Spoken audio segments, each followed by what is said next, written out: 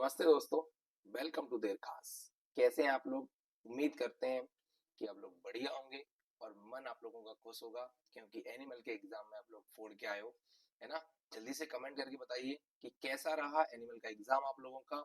और जो हम लोगों ने 2 वीडियोस ली थी उसमें से आपको कितना परसेंट पोर्शन देखने को मिला। देखिए, बहुत सारे बच्चे लास्ट एंड मोमेंट तक कमेंट कर रहे थे कि सर एक वीडियो और एक वीडियो। और बेटा, मैं जो वीडियो दे रहा हूँ ना आप लोगों को, आप उसी वीडियो को बार बार देखो, ना कि ज्यादा वीडियो देखो। आप लोग पता दिक्कत क्या है? हम लोगों के साथ ये दिक्कत है कि हम बहुत ज्यादा पढ़ना चाहते हैं, लेकिन हमने जो पढ़ रखा है ना उसको हम बार बार नहीं पढ़ना चाहते। याद रखिए कि अगर आप सफलता चाहते हैं तो एक ही मात्र चीज है, वो है रिवीजन। मतलब अगर आपने एक वीडियो देखा है तो उस चैप्टर का उसी वीडियो को देखिए। अब आपने मेरा वीडियो भी देखा उस चैप्टर का, किसी और का भी वीडियो देखा उस चैप्टर का, कोशिश करें जिसका भी आप वीडियो देखते हैं उस वीडियो को बार बार देखें। ठीक है? और अगर आपने उस चैप्टर को एक बार अपनी बुक से पढ़ लिया तो उसी बुक से बार बार पढ़े, एक बार वीडियो की हेल्प लें। आप लोग क्या करते हैं, नया वीडियो सर और क्वेश्चन, सर और क्वेश्चन नहीं। अब आज का जो पेपर आया है, अब वो हमारा 2 घंटे 45 मिनट वाला वीडियो है। 2 घंटे 45 मिनट वाला जो वीडियो है उसमें से कितने सारे क्वेश्चन उसके अंदर देखने को मिले। अगर आपने उसको अच्छे से देखा होता तो 101% में कह रहा हूँ अच्छा खासा आप फोड़ के आ रहे होते। ठीक है? उसके बाद हमने जो 2024 और 25 वाला जो पेपर लिया था उसके अंदर से कितने सारे क्वेश्चंस रिपीट हुए हैं। अगर आप उससे भी करते तो भी बहुत ज्यादा हेल्प आपको मिल रही होती। ठीक है? कोई नहीं, अभी आपका पेपर अच्छा गया है। अब अच्छी बात यह है कि अब हमारा जो नया पेपर है ये है पीसीएमबी का। और ये एग्रीकल्चर वालों के लिए पीसीएमबी जो है सबसे बड़ा पड़ाव होता है। पीसीएमबी जो होता है ये एग्रीकल्चर वालों के लिए सबसे बड़ा पड़ाव होता है। अगर आपने इसको क्रॉस कर लिया तो आपका जो क्रॉप का पेपर है, हिंदी का पेपर है, वो आप लोग अच्छे से फोड़ के आ सकते हैं। इस पेपर में हमको बहुत अच्छे से करना है, इसलिए ये हमारे लिए बहुत इंपॉर्टेंट टाइम है। ये सबसे पीक टाइम है। अगर आपने इसमें अच्छे नंबर लिया है तो बाकी सब्जेक्ट में अच्छे नंबर आने की पॉसिबिलिटी तो पहले से ही चल रही है, कोई दिक्कत ही नहीं है। तो इसमें हमने देखा है कि इसमें कितने चैप्टर्स हमारे कितने जो है सब्जेक्ट होते हैं, तो 4 सब्जेक्ट होते हैं। आज इस वीडियो के अंदर हम जो बात करेंगे वो हम फिजिक्स की बात करेंगे। किसकी बात करेंगे? फिजिक्स की। जिसमें हम लाइट लाइट मतलब प्रकाश, मैग्नेटिज्म यानी कि चुंबकत्व, हीट यानी ऊष्मा, इलेक्ट्रिसिटी मतलब कि आपको पता ही है विद्युत धारा। इसके अलावा एग्रोमेट्रोलॉजी यानी कि मौसम विज्ञान की बात करेंगे। ये 5 चैप्टर हम देखेंगे और ये आप लोगों के लिए कंप्लीट इसी वीडियो से हो जाएगा। उसके बाद आपको कहीं भटकने की जरूरत नहीं पड़ेगी। उसके बाद सेक्शन बी, केमिस्ट्री। केमिस्ट्री के मोस्ट इंपोर्टेंट क्वेश्चन की वीडियो में लेके आऊंगा। उससे पहले आप क्या करेंगे, इसी वीडियो के नीचे मैंने डिस्क्रिप्शन में जो है इसका लिंक दे दिया है, जिसमें 5 चैप्टर हमने पढ़ा रखे हैं केमिस्ट्री के। और इन केमिस्ट्री कंप्लीट करवा रखी है एक ही वीडियो के अंदर है ये ना। हाइड्रोकार्बन करवा रखे हैं, है ना। फर्मेंटेशन, अल्कोहल, यूरिया, है ना, ऑयल, फैट, सोप ये करवा रखा है ना। जो एलिमेंट्स ऑफ बायोकेमिस्ट्री है ये बहुत मोस्ट चैप्टर है, इसको भी हमने करवा रखा है। इसी वीडियो के नीचे जो आपको है केमिस्ट्री का पूरा लिंक मिल जाएगा, उसमें जाके आप ये 5 चैप्टर कवर कर सकते हैं एक ही वीडियो के अंदर। ठीक है? उसके बाद आ जाइए बायोलॉजी पे। तो बेटा बायोलॉजी में क्या है, बायोलॉजी में हमने देखो 2 पार्ट है बायोलॉजी के वीडियोस, मैं वो लिंक दे रहा हूँ आप लोगों को, अभी वो देखिए। आपको वापस से वीडियो मिलेगा, है ना, अगले दिन ही मैं आपको वीडियो लेके आऊंगा।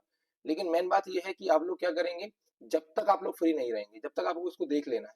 तो इसमें बायोलॉजी के 2 पार्ट है, इससे फर्स्ट पार्ट में ये कंप्लीट हुआ है और सेकंड पार्ट में ये दोनों चैप्टर कंप्लीट हुए हैं। ठीक है ना? सेकंड पार्ट में ये दोनों कंप्लीट हुए हैं, तो 2 वीडियोस के अंदर बायोलॉजी खत्म कर रखा है।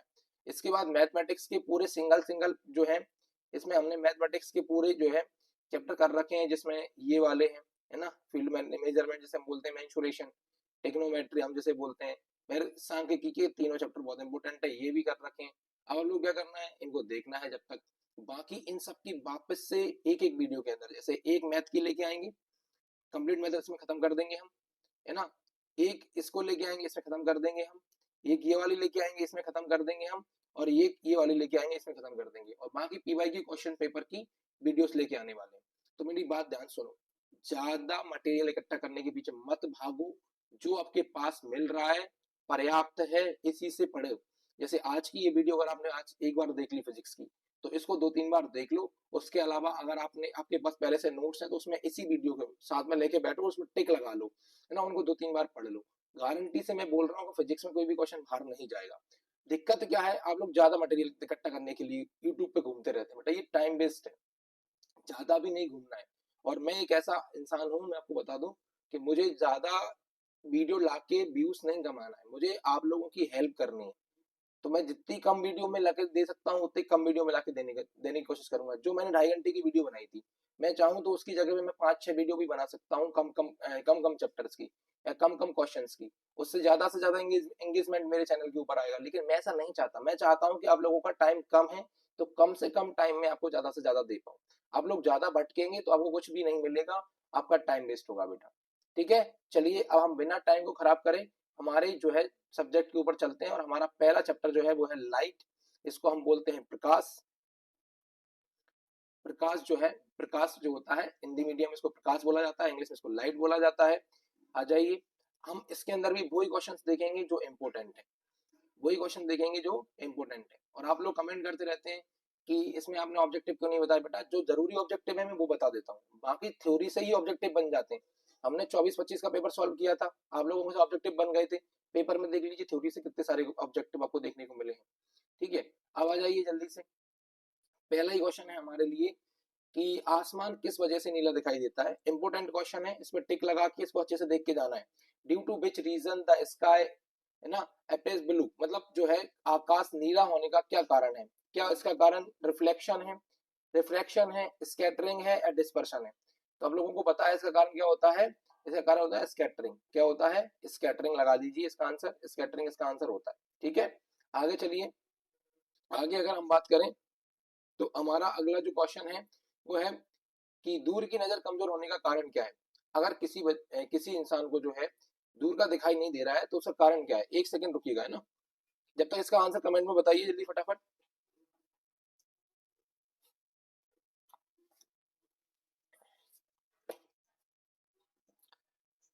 चलिए जल्दी से इसका आंसर कमेंट करिए।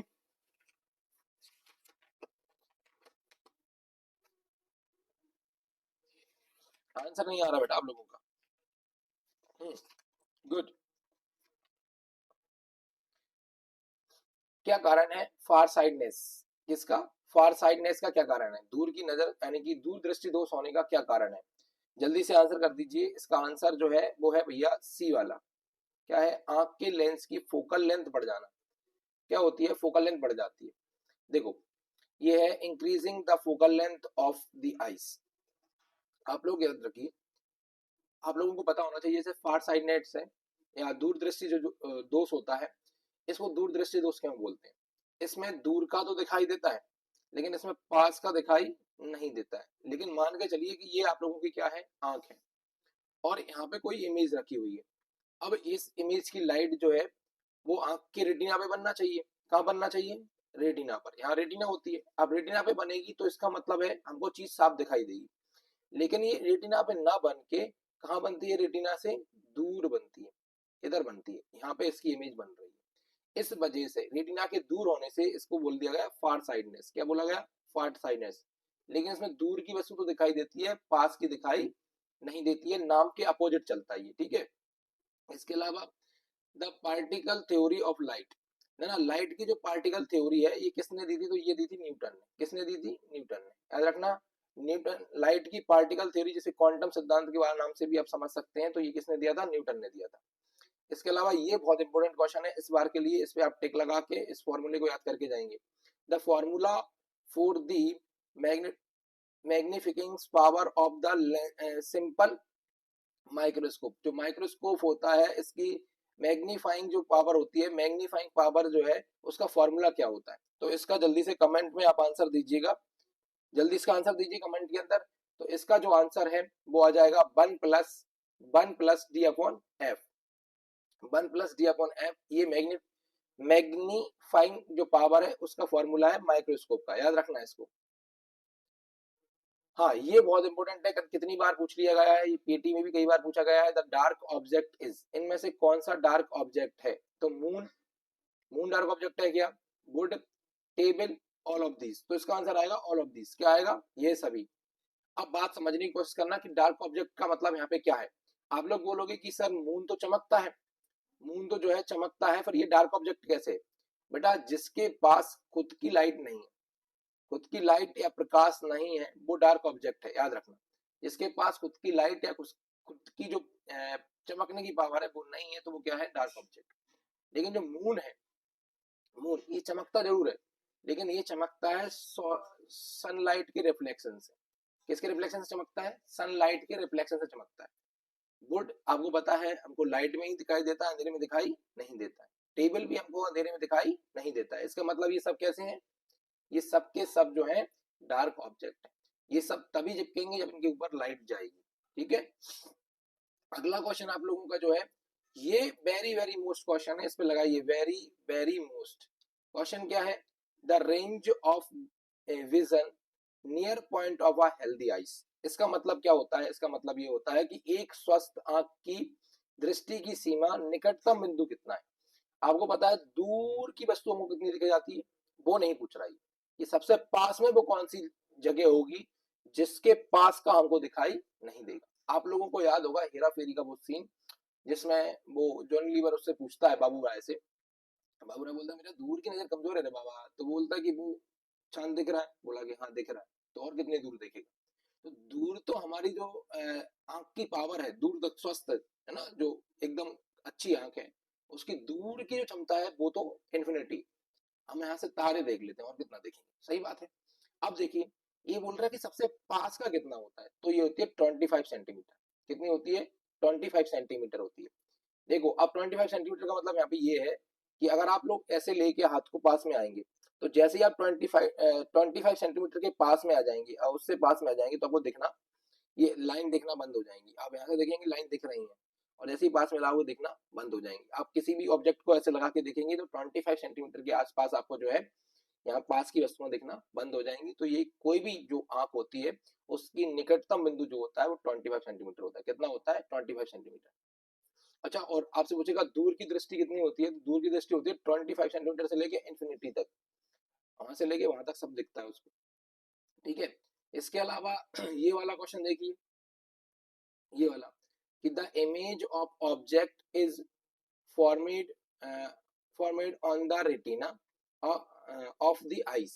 मतलब जो है कि सब्जेक्ट का इमेज आंख के रेटिना पर बनता है।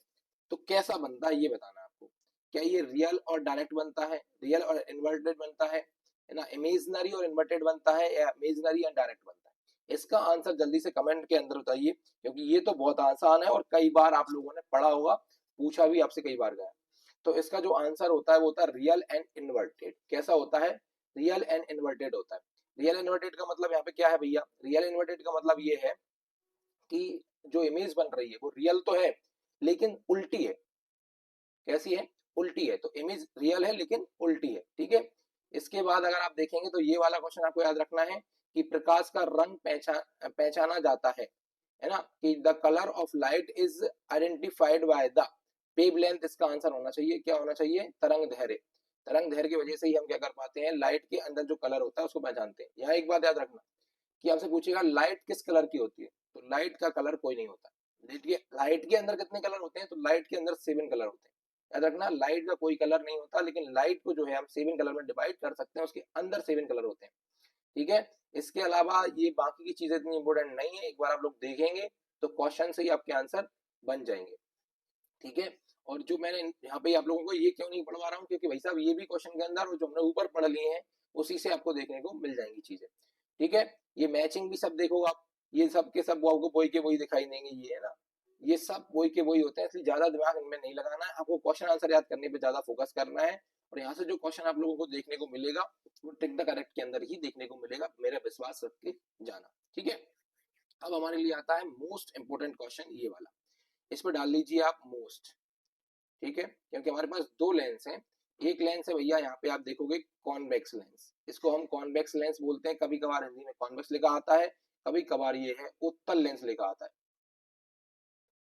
कौन सा लेंस लिखा आता है? उत्तल लेंस लिखा आता है। ठीक है, तो इसमें हमसे पूछा गया है right to characteristics of convex lens, यानी कि भैया कॉन्वेक्स लेंस की दो खासियत क्या है। तो पहली खासियत क्या है कि कॉन्वेक्स लेंस बीच में तो मोटा होता है और किनारों पर पतला होता है। आप देखेंगे तो ये वाला जो लेंस है ना, ये वाला जो लेंस होता है ये वाला होता है कॉन्वेक्स लेंस। ऐसी डिजाइन का जो होता है ये कौन सा होता है? Convex lens.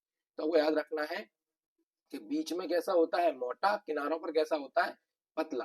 तो convex lens is thick in the middle and thin in the edges. Edges पे जो होता है पतला होता है, मिडिल में कैसा होता है? मोटा होता है। इसके अलावा इसका इस्तेमाल दूर की नजर ठीक करने में होता है। इसका यूज कहाँ करते हैं हम? दूर की नजर ठीक करने में करते हैं। दूर की नजर ठीक करने का मतलब क्या है? नियर फार साइडनेस, मतलब निकट दृष्टि दोष में किया जाता है। कहाँ किया जाता है? निकट दृष्टि दोष हिंदी वाले याद रखेंगे, और दूसरा क्या रखेंगे?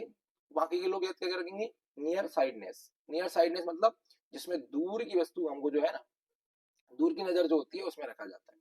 इसका इस्तेमाल माइक्रोस्कोप में किया जाता है। कहाँ किया जाता है? माइक्रोस्कोप में। तो याद रखना, कॉन्वेक्स जो लेंस होता है, यानी कि उत्तल लेंस जो होता है, बीच में मोटा होता है, किनारों पर पतला होता है ना, इसका यूज माइक्रोस्कोप में करा जाता है। इसके अलावा फार साइडनेस जो होता है इसके अंदर, इसका यानी कि जो इसको हम बोलेंगे दूर की नजर वाला, तो फार साइडनेस, यहाँ पे फार साइडनेस की वजह देखो, दूर की नजर है ना, तो फार साइडनेस मत लिखो, यहाँ पे आप लोग लिखेंगे निकट दृष्टि दोष, यानी कि near sightedness. Near sightedness, near sightedness होता है। ये नाम इसके उल्टे होते हैं, याद रखना क्या होते हैं इनके नाम? उल्टे होते हैं, तो नियर साइडनेस में रखा जाता है। इसके अलावा it is also use in microscope, इसके अलावा इसको माइक्रोस्कोप में भी यूज किया जाता है, याद रखना, ठीक है। अब चलते हैं आगे। अगर यहाँ पे एक बार आप चेक करेंगे मेरे हिसाब से, क्योंकि हो सकता है मैं कंफ्यूज हो गया हूँ, जैसे एक बार हिंदी में अपन मैं आपको बता देता हूँ। ये फार साइडनेस है ना, ये बिल्कुल सही बात है। अब नियर साइडनेस काट दो। क्यों काट दो? क्योंकि जो उत्तल लेंस है, उत्तल, ये करा जाता है आप लोगों को भैया फार साइडनेस में, बिल्कुल सही बात है। और नियर साइडनेस में करा जाता है कॉन्वेक्स लेंस। और एक बार आप लोग क्या करेंगे, इसको अच्छे तरीके से चेक करके जाएंगे। कहां पर? हम यहाँ चेक कर लेते हैं। देखो, ये अगर दिया है कॉन्वेक्स लेंस, इसको बोलते हैं उत्तल, और यहाँ होता है कॉन्वेक्स, इसको बोलते हैं अपतल। अपतल। अब इसमें हमको दिख जाएगा कॉन्वेक्स लेंस जो होता है ना, ये करेक्ट द फार साइडनेस, है ना, तो ये मतलब सही है, हमारा फार साइडनेस सही है। और ये करा जाता है नियर साइडनेस, मतलब ये होता है निकट दृष्टि दोष में, निकट दृष्टि दोष, और ये वाला होता है दूर दृष्टि दोष, ठीक है।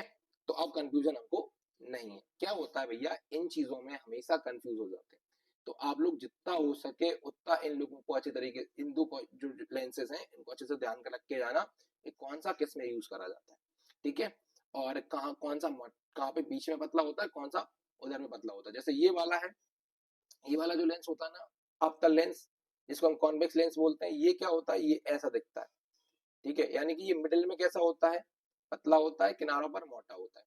जबकि ये वाला ऐसा दिखता है, कैसा दिखता है? ये ऐसा वाला, अगर आप देखेंगे तो ये बीच में मोटा होता है और किनारों पर पतला होता है, ठीक है। तो इनको थोड़ा ध्यान रख के जाना है।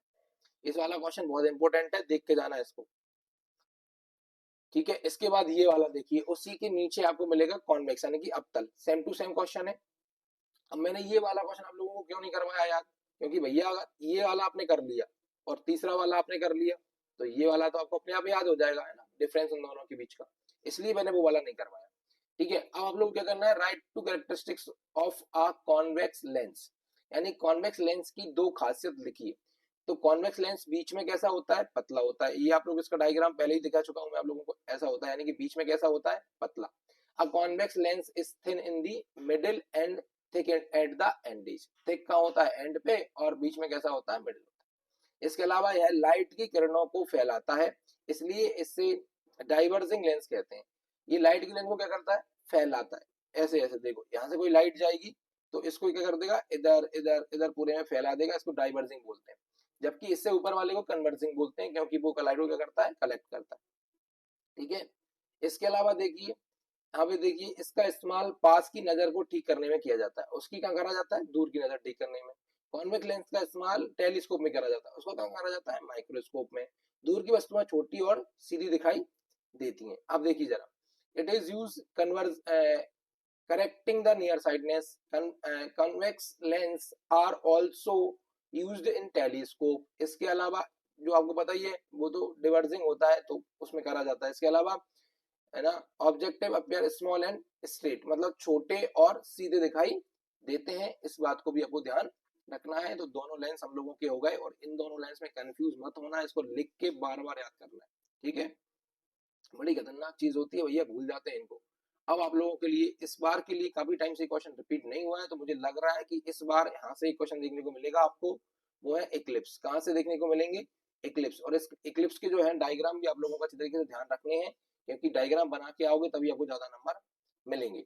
बात ये है कि write the necessary conditions for lunar Eclipse. किसकी बात हो रही है? लूनार इक्लिप्स की। चंद्र ग्रहण के लिए कोई निम्नलिखित के लिए 2 शर्तें लिखना है कि किस दिन होता है, ये बात भी लिखनी है। तो सबसे पहले तो आपको पता होना चाहिए कि अगर आपने देखा ये सन है, ये क्या है? सन है, ये सन है, ये अर्थ है, ये क्या है? अर्थ है, और ये आप लोगों का मून है, ये क्या है? मून है। तो पहली कंडीशन तो ये होनी चाहिए कि सन, अर्थ और मून तीनों कैसे हों? एक ही स्ट्रेट लाइन में हो, है ना, एक ही लाइन में हो। कैसे हो? एक स्ट्रेट लाइन में हो। तो the sun, earth and the moon should be in a straight line. तीनों कैसे हो? एक स्ट्रेट लाइन में हो। दूसरी बात क्या होनी चाहिए कि जो अर्थ होती है वो मिड में होना चाहिए, मून इस तरफ होना चाहिए और सन इस तरफ होना चाहिए। और सन की जो रोशनी है, देखो आप देखो, सन की लाइट है, ये अर्थ के वजह से मून के ऊपर नहीं जानी चाहिए। अब मून आपको पता ही है डार्क ऑब्जेक्ट है, इस वजह से मून पे जब रोशनी नहीं जाएगी तो वो दिखाई नहीं देगा। इसलिए हम बोल देते हैं कौन सा इक्लिप्स हो गया? लूनार इक्लिप्स हो गया। ये देखिए जरा, ये ना यहाँ पे, तो ये क्या होता था? Earth, earth earth should be between the sun and the moon, ये मीन दोनों के बीच में होना चाहिए। इसके अलावा lunar eclipse always occur on the full moon day. Full moon day का मतलब होता है पूर्णिमा। कब होती है? फुल मून डे के दिन होता है। ये एक नंबर में भी आपसे क्वेश्चन पूछा जा सकता है। Every full moon day lunar Eclipse can occur maximum 2 times in a year.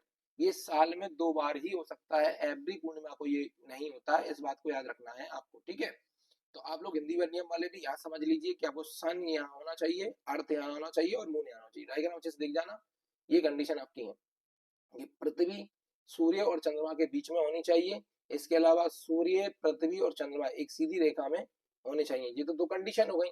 इसके अलावा चंद्र ग्रहण हमेशा पूर्णिमा के दिन होता है, लेकिन हर पूर्णिमा के दिन नहीं होता है। चंद्र ग्रहण एक वर्ष में अधिकतम 2 बार हो सकता है। ये वेरी मोस्ट क्वेश्चन है बेटा, वेरी वेरी मोस्ट लगा लेना इस पे। इसके नीचे आपको दिखेगा सोलार इक्लिप्स, इसके नीचे क्या दिखेगा? Solar Eclipse. अब हमसे क्वेश्चन में वही पूछा है कि सोलार इक्लिप्स क्या होता है, तो सेम टू सेम कंडीशन है। बस कंडीशन में आपको यहाँ समझा देता हूँ कि सन, ये सन है, ये आप लोगों की अर्थ है, लेकिन इस बार बीच में कौन आ गया? मून। तो पहली कंडीशन क्या होती है? पहली कंडीशन ये होती है कि सन, अर्थ और मून स्ट्रेट लाइन में होने चाहिए। क्या होने चाहिए? स्ट्रेट लाइन में। तो स्ट्रेट लाइन में है, देखो ये स्ट्रेट लाइन में है। दूसरी कंडीशन क्या होनी चाहिए कि सन और अर्थ के बिटवीन में मून होना चाहिए। Moon is the between of earth and sun, ठीक है ना। मतलब जो चंद्रमा होता है वो सन और अर्थ यानी कि सूरज और पृथ्वी के बीच में होना चाहिए, तब ये होता है। इसके अलावा ये डार्क मून डे के दिन होता है। कब होता है? ये डार्क मून डे के दिन होता है। और क्योर इक्लिप्स कब होगा? यहाँ पे देखो, यहाँ पे लिखा होगा डार्क मून डे, मतलब अमावस्या। डार्क मून डे लिख लेना या अमावस्या लिख लेना, ठीक है। बहुत इंपॉर्टेंट क्वेश्चन था, इसलिए इसको देखना जरूरी है। इसके बाद आगे देखिए क्वेश्चन, ये भी मोस्ट इंपोर्टेंट है। मोस्ट इंपोर्टेंट लगाइए, write the names of any 4 major parts of the human eyes. Human eyes के कोई 4 या 5 पार्ट्स के नाम लिखिए, लेकिन हमने यहाँ पे 9 पार्ट्स के नाम लिखे रखे हैं। जिसमें पहला है, आप लोगों को पता होना चाहिए, मैं आप लोगों को यहाँ पे अच्छे तरीके से समझाता हूँ। अगला ही क्वेश्चन आपको मिलेगा ह्यूमन आईज का डायग्राम। तो आप लोगों को याद रखना, ये ह्यूमन आईज का डायग्राम होता है और ये उसके पार्ट्स होते हैं, ठीक है। तो सबसे पहले हम बात करते हैं, इसमें जो याद रखने वाली चीज है वो है आयरिस। एक तो आयरिस याद रखिए, तीसरे नंबर पे दी हुई है, देखो। इसको परितारिका के नाम से याद मत रखो, तो आयरिस याद रखो। तो आयरिस होता है ये देखोगे आप, ये वाला जो हिस्सा है ना, ये वाला हिस्सा जो होता है दोनों तरफ, इसको बोलते हैं हम आयरिस। और यही वो हिस्सा होता है जो हमारी आंख को एडजस्ट करता है। जैसे आप धूप में बैठे हुए हैं और धूप से अचानक से आप छत पे धूप में बैठे हैं और नीचे आएंगे तो आपको थोड़ी देर के लिए दिखाई देना बंद हो जाता है। इसका कारण क्या है? आयरिस है। इसके अलावा जब आप अंधेरे कमरे में बैठे होते हैं तो आपको बढ़िया दिखता है थोड़ा थोड़ा सा, अचानक से लाइट आ जाती तो आंखें बंद हो जाती, दुखने लगती हैं। कारण क्या है? आयरिस, ठीक है। ये हमारी आंखों को क्या करता है? एडजस्ट करता है अकॉर्डिंग टू लाइट। उसके बाद अगला पार्ट आपको याद रखना है, वो है रेटिना। अगला पार्ट क्या याद रखना है आपको? रेटिना याद रखनी है। अब रेटिना कहाँ होती है? तो ये होती है रेटिना, यहीं पे आपको इमेज बनती है। आपसे पूछेगा कि आइस में इमेज कहाँ बनती है, तो रेटिना पे बनती है। जल्दी से कमेंट करके ये बताइए कि रेटिना पर इमेज कैसी बनती है, अभी थोड़ी देर पहले पढ़ाया था। उसके बाद आगे आ जाइए, अब आगे याद रखिए आइस लेंस याद रखिए। तो ये लेंस होता है, ये क्या होता है? ये प्यूपिल के पास में जो है ना, यहाँ पे लेंस होता है, ठीक है। ये वाला लेंस मान लीजिए आप। इसके बाद आपको रखना है एलो पॉइंट याद रख लीजिए, एक तो एलो पॉइंट याद रख लीजिए। इसके अलावा आप कॉर्निया याद रखिए। कॉर्निया क्या होता है? ये जो हिस्सा देख रहे हैं आप, ये वाला हिस्सा, ये कॉर्निया होता है। इसके अलावा आपको ये याद रखना है कि जब भी किसी को आइस डोनेट की जाती है तो उसकी पूरी आंख ऐसे निकाल के गोटी नहीं दे देते उसको, ले भैया ले जा, ऐसे नहीं करते। उसका जो हिस्सा होता है, एक लेयर होती है, उसको ली जाती है। और कॉर्निया एक ऐसी चीज है जो इसमें कोई भी सेल, ब्लड सेल नहीं होते, तो फिर ये सांस कहाँ से लेती है, तो ये डायरेक्ट हवा से सांस लेती है ना। ये कॉर्निया बिल्कुल आउट लेयर होती है यहाँ पे बाहर की तरफ, और इसमें कोई भी सेल, ब्लड सेल नहीं होते, ये डायरेक्ट बाहर से क्या ले रही होती है, सांस ले रही होती है। तो कॉर्निया याद रखना है, ठीक है। उसके बाद आगे चलेंगे, ये आप लोग 5-6 पार्ट याद रख लीजिए इसके। उसके बाद आगे चलिए, ये इंपॉर्टेंट क्वेश्चन है आप लोगों के लिए कि write the two causes of near sightedness, यानी कि निकट दृष्टि दोष के कोई दो कारण लिखिए कि किस वजह से निकट दृष्टि दोष हो जाता है। तो पहला कारण है कि नेत्र लेंस और रेटिना के बीच की दूरी क्या होने लगती है, बढ़ने के कारण। मैंने आपको बताया था, ये आप लोगों की आंख है मान लो, और यहाँ कोई ऑब्जेक्ट रखा है, तो ये रेटिना पे नहीं बनता है, बल्कि ये कहाँ बनता है, यहाँ बन जाता है, और फार साइडनेस में यहाँ बनता है। तो यहाँ पे क्या होता है, लगता है रेटिना से पहले बनने लगता है। तो इनकी दोनों के बीच की क्या हो गई, दूरी बढ़ गई, दूरी बढ़ गई। नेत्र लेंस और रेटिना के बीच की क्या हो जाती है, दूरी बढ़ने के कारण, नेत्र लेंस की फोकल लंबाई में कमी आने के कारण, नेत्र लेंस की फोकल लेंथ में कमी आने के कारण, ये दो कारण है ना। तो due to increase the distance between the eyes lens and retina, इसके अलावा due to the decrease focal length of the eyes lens, ठीक है। इन दोनों के बीच की जो लेंस में जो फोकल लेंथ क्या हो जाती है, डिक्रीज हो जाती है, और दूरी, डिस्टेंस बढ़ जाती है। इस वजह से किसी भी व्यक्ति को नियर साइडनेस यानी कि निकट दृष्टि दोष हो जाता है, ठीक है। चलिए, इंपोर्टेंट है ये, डेफिनेशन भी आप चाहे तो याद कर सकते हैं, बाकी ये दो कारण याद रखना है, ठीक है। चलिए, इसके बाद आप लोगों को याद रखना है, ये वाला छोड़ दीजिए, ये वाला क्वेश्चन याद रखिए कि what do you understand by dispersion of light, मतलब जो प्रकाश के फैलाव से आप क्या समझते हैं, प्रकाश के फैलाव की परिभाषा लिखिए, डिस्पर्शन ऑफ लाइट लिखिए। तो जब प्रकाश की किरण प्रिज्म से गुजरती है तो भाई अपने घटक रंगों में विभाजित हो जाती है, इस रंगों का फैलाव कहा जाता है या डिस्पर्शन ऑफ लाइट कहा जाता है। तो डिस्पर्शन याद रखेंगे इसको, ठीक है। अब जैसे मान लो ये प्रिज्म है, ये क्या है, ये प्रिज्म है, यहाँ से कोई लाइट आई, तो ये लाइट जो है ये 1 2 3 4 5 6 7 कलर में क्या हो जाएगी, डिवाइड हो जाएगी। इसी को बोलते हैं डिस्पर्शन ऑफ लाइट बोलते हैं। तो when a ray of light is pass through a prism, जब पास प्रिज्म से थ्रू होती है तो गेट्स स्प्लिट इनटू द जो उसके मेन कलर्स हैं ना, जो उसके अंदर रहते हैं उन कलर्स में, तो उसको बोलते हैं हम डिस्पर्शन ऑफ लाइट, ठीक है। कितने कलर में डिवाइड होती है, तो 7 कलर में डिवाइड होती है, इतना याद रखना। आगे चलते हैं, आगे क्वेश्चन आप लोगों को देखने को मिलेगा ये कि लेंस के कोई 4 उपयोग लिखिए, right the 4 uses of lens, lens के कोई 4 यूजेस लिखने हैं। तो भाई साहब ये तो बहुत आसान क्वेश्चन है, आप बता सकते हैं, है ना। जैसे कॉन्वेक्स लेंस और कॉनकेव लेंस का उपयोग दृष्टि दोषों को ठीक करने में किया जाता है। आप ये भी ना लिखें तो आप लिख सकते हैं कि लेंस इज यूज किस में करा जाता है, आई करेक्शन, यानी कि जो दृष्टि दोष होते हैं उनमें करा जाता है। लेंस का उपयोग जो नेत्र दोष होते हैं उनमें करा जाता है, यानी कि convex and concave lens used correction of visual defects, है ना। तो आप लिख सकते हैं lens used correction of visual effect. तो लेंस जो होते हैं वो विजुअल इफेक्ट्स के लिए यूज करे जाते हैं। उसके बाद अगर आप देखेंगे अगला क्वेश्चन, आपको अगला पॉइंट जो है उसके अंदर देखने को मिलेगा, कहा convex lens is use the reading lens is the laboratory. ये जो कॉन्वेक्स वाला लेंस होता है, ये यहाँ पे आपको नाम लिखना पड़ेगा, क्योंकि जो कॉन्वेक्स लेंस होता है ये लाइब्रेरी के अंदर रीडिंग लेंस में यूज करा जाता है। आपने देखा होगा इतना बड़ा गोला और डंडा हमारे ड्राम बॉक्स में निकलता था पहले, ठीक है ना। तो ये देखिए आप यहाँ पे वही दिखा है, यहाँ पे वही लिखा है कि कॉन्वेक्स लेंस जो होता है, कॉन्वेक्स लेंस मतलब उत्तल लेंस का उपयोग जो है प्रयोगशाला में रीडिंग के लिए किया जाता है। इसके अलावा दूसरा आप देखेंगे, तीसरा वाला optical instruments like microscope, telescope, है ना, इनमें भी यूज करा जाता है। तो ऑप्टिकल उपकरण जैसे कि माइक्रोस्कोप, टेलीस्कोप, है ना, फिल्म प्रोजेक्टर, इन सब के लिए भी क्या करते हैं, लेंस का यूज करते हैं। इसके अलावा कॉन्वेक्स लेंस का उपयोग, कॉनकेव लेंस का उपयोग जो है गैलीलियो के टेलीस्कोप में किया जाता है। इसको भी याद रखना, कॉनकेव, कॉनकेव मतलब यहाँ पे आ जाएगा अवतल लेंस। कॉनकेव का मतलब क्या होता है, अवतल, अवतल लेंस होता है, इन बातों को ध्यान रखना है, ठीक है। तो अवतल और उत्तल लेंस का उपयोग आप लिख सकते हैं, आपको पता ही है, डायरेक्ट नाम लिख के भी लिख सकते हैं, टेलीस्कोप, माइक्रोस्कोप, है ना, नियर साइडनेस वगैरह में किया जाता है। चलिए अगला क्वेश्चन देखिए, right any two uses of the simple microscope. तो माइक्रोस्कोप की यूज तो दुनिया को पता है ना।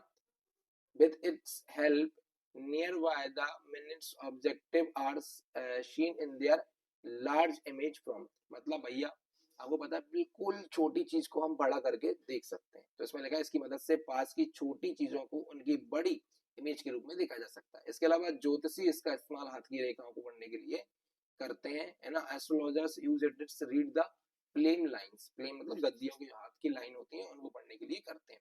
तो ये हमने जो बताया ना ये मोस्ट क्वेश्चंस।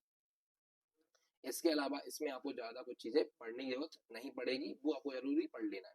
इसके अलावा एक दो क्वेश्चन और हैं, जैसे कि ये है प्रॉपर्टीज ऑफ लाइट, इस पर डालिए आप 5 स्टार, ये आपको देखने को मिलेगा, क्योंकि इस चैप्टर का अगर सबसे ज्यादा मोस्ट कोई क्वेश्चन है तो वो ये वाला आपके सामने, ठीक है। तो आप लोगों को इसको रखना है, प्रकाश के कोई 4 गुण लिखिए, प्रकाश के कोई 2 गुण लिखिए, प्रकाश के कोई 10 गुण लिखिए, प्रकाश के 15 गुण लिखिए, कोई फर्क नहीं पड़ता, आपको याद होना चाहिए। पहली बात क्या है, प्रकाश सीधी रेखा में चलता है ना। तो पहला याद रखिए light travel is a straight line, तो जो लाइट होती है वो ट्रेवल करती है स्ट्रेट लाइन में।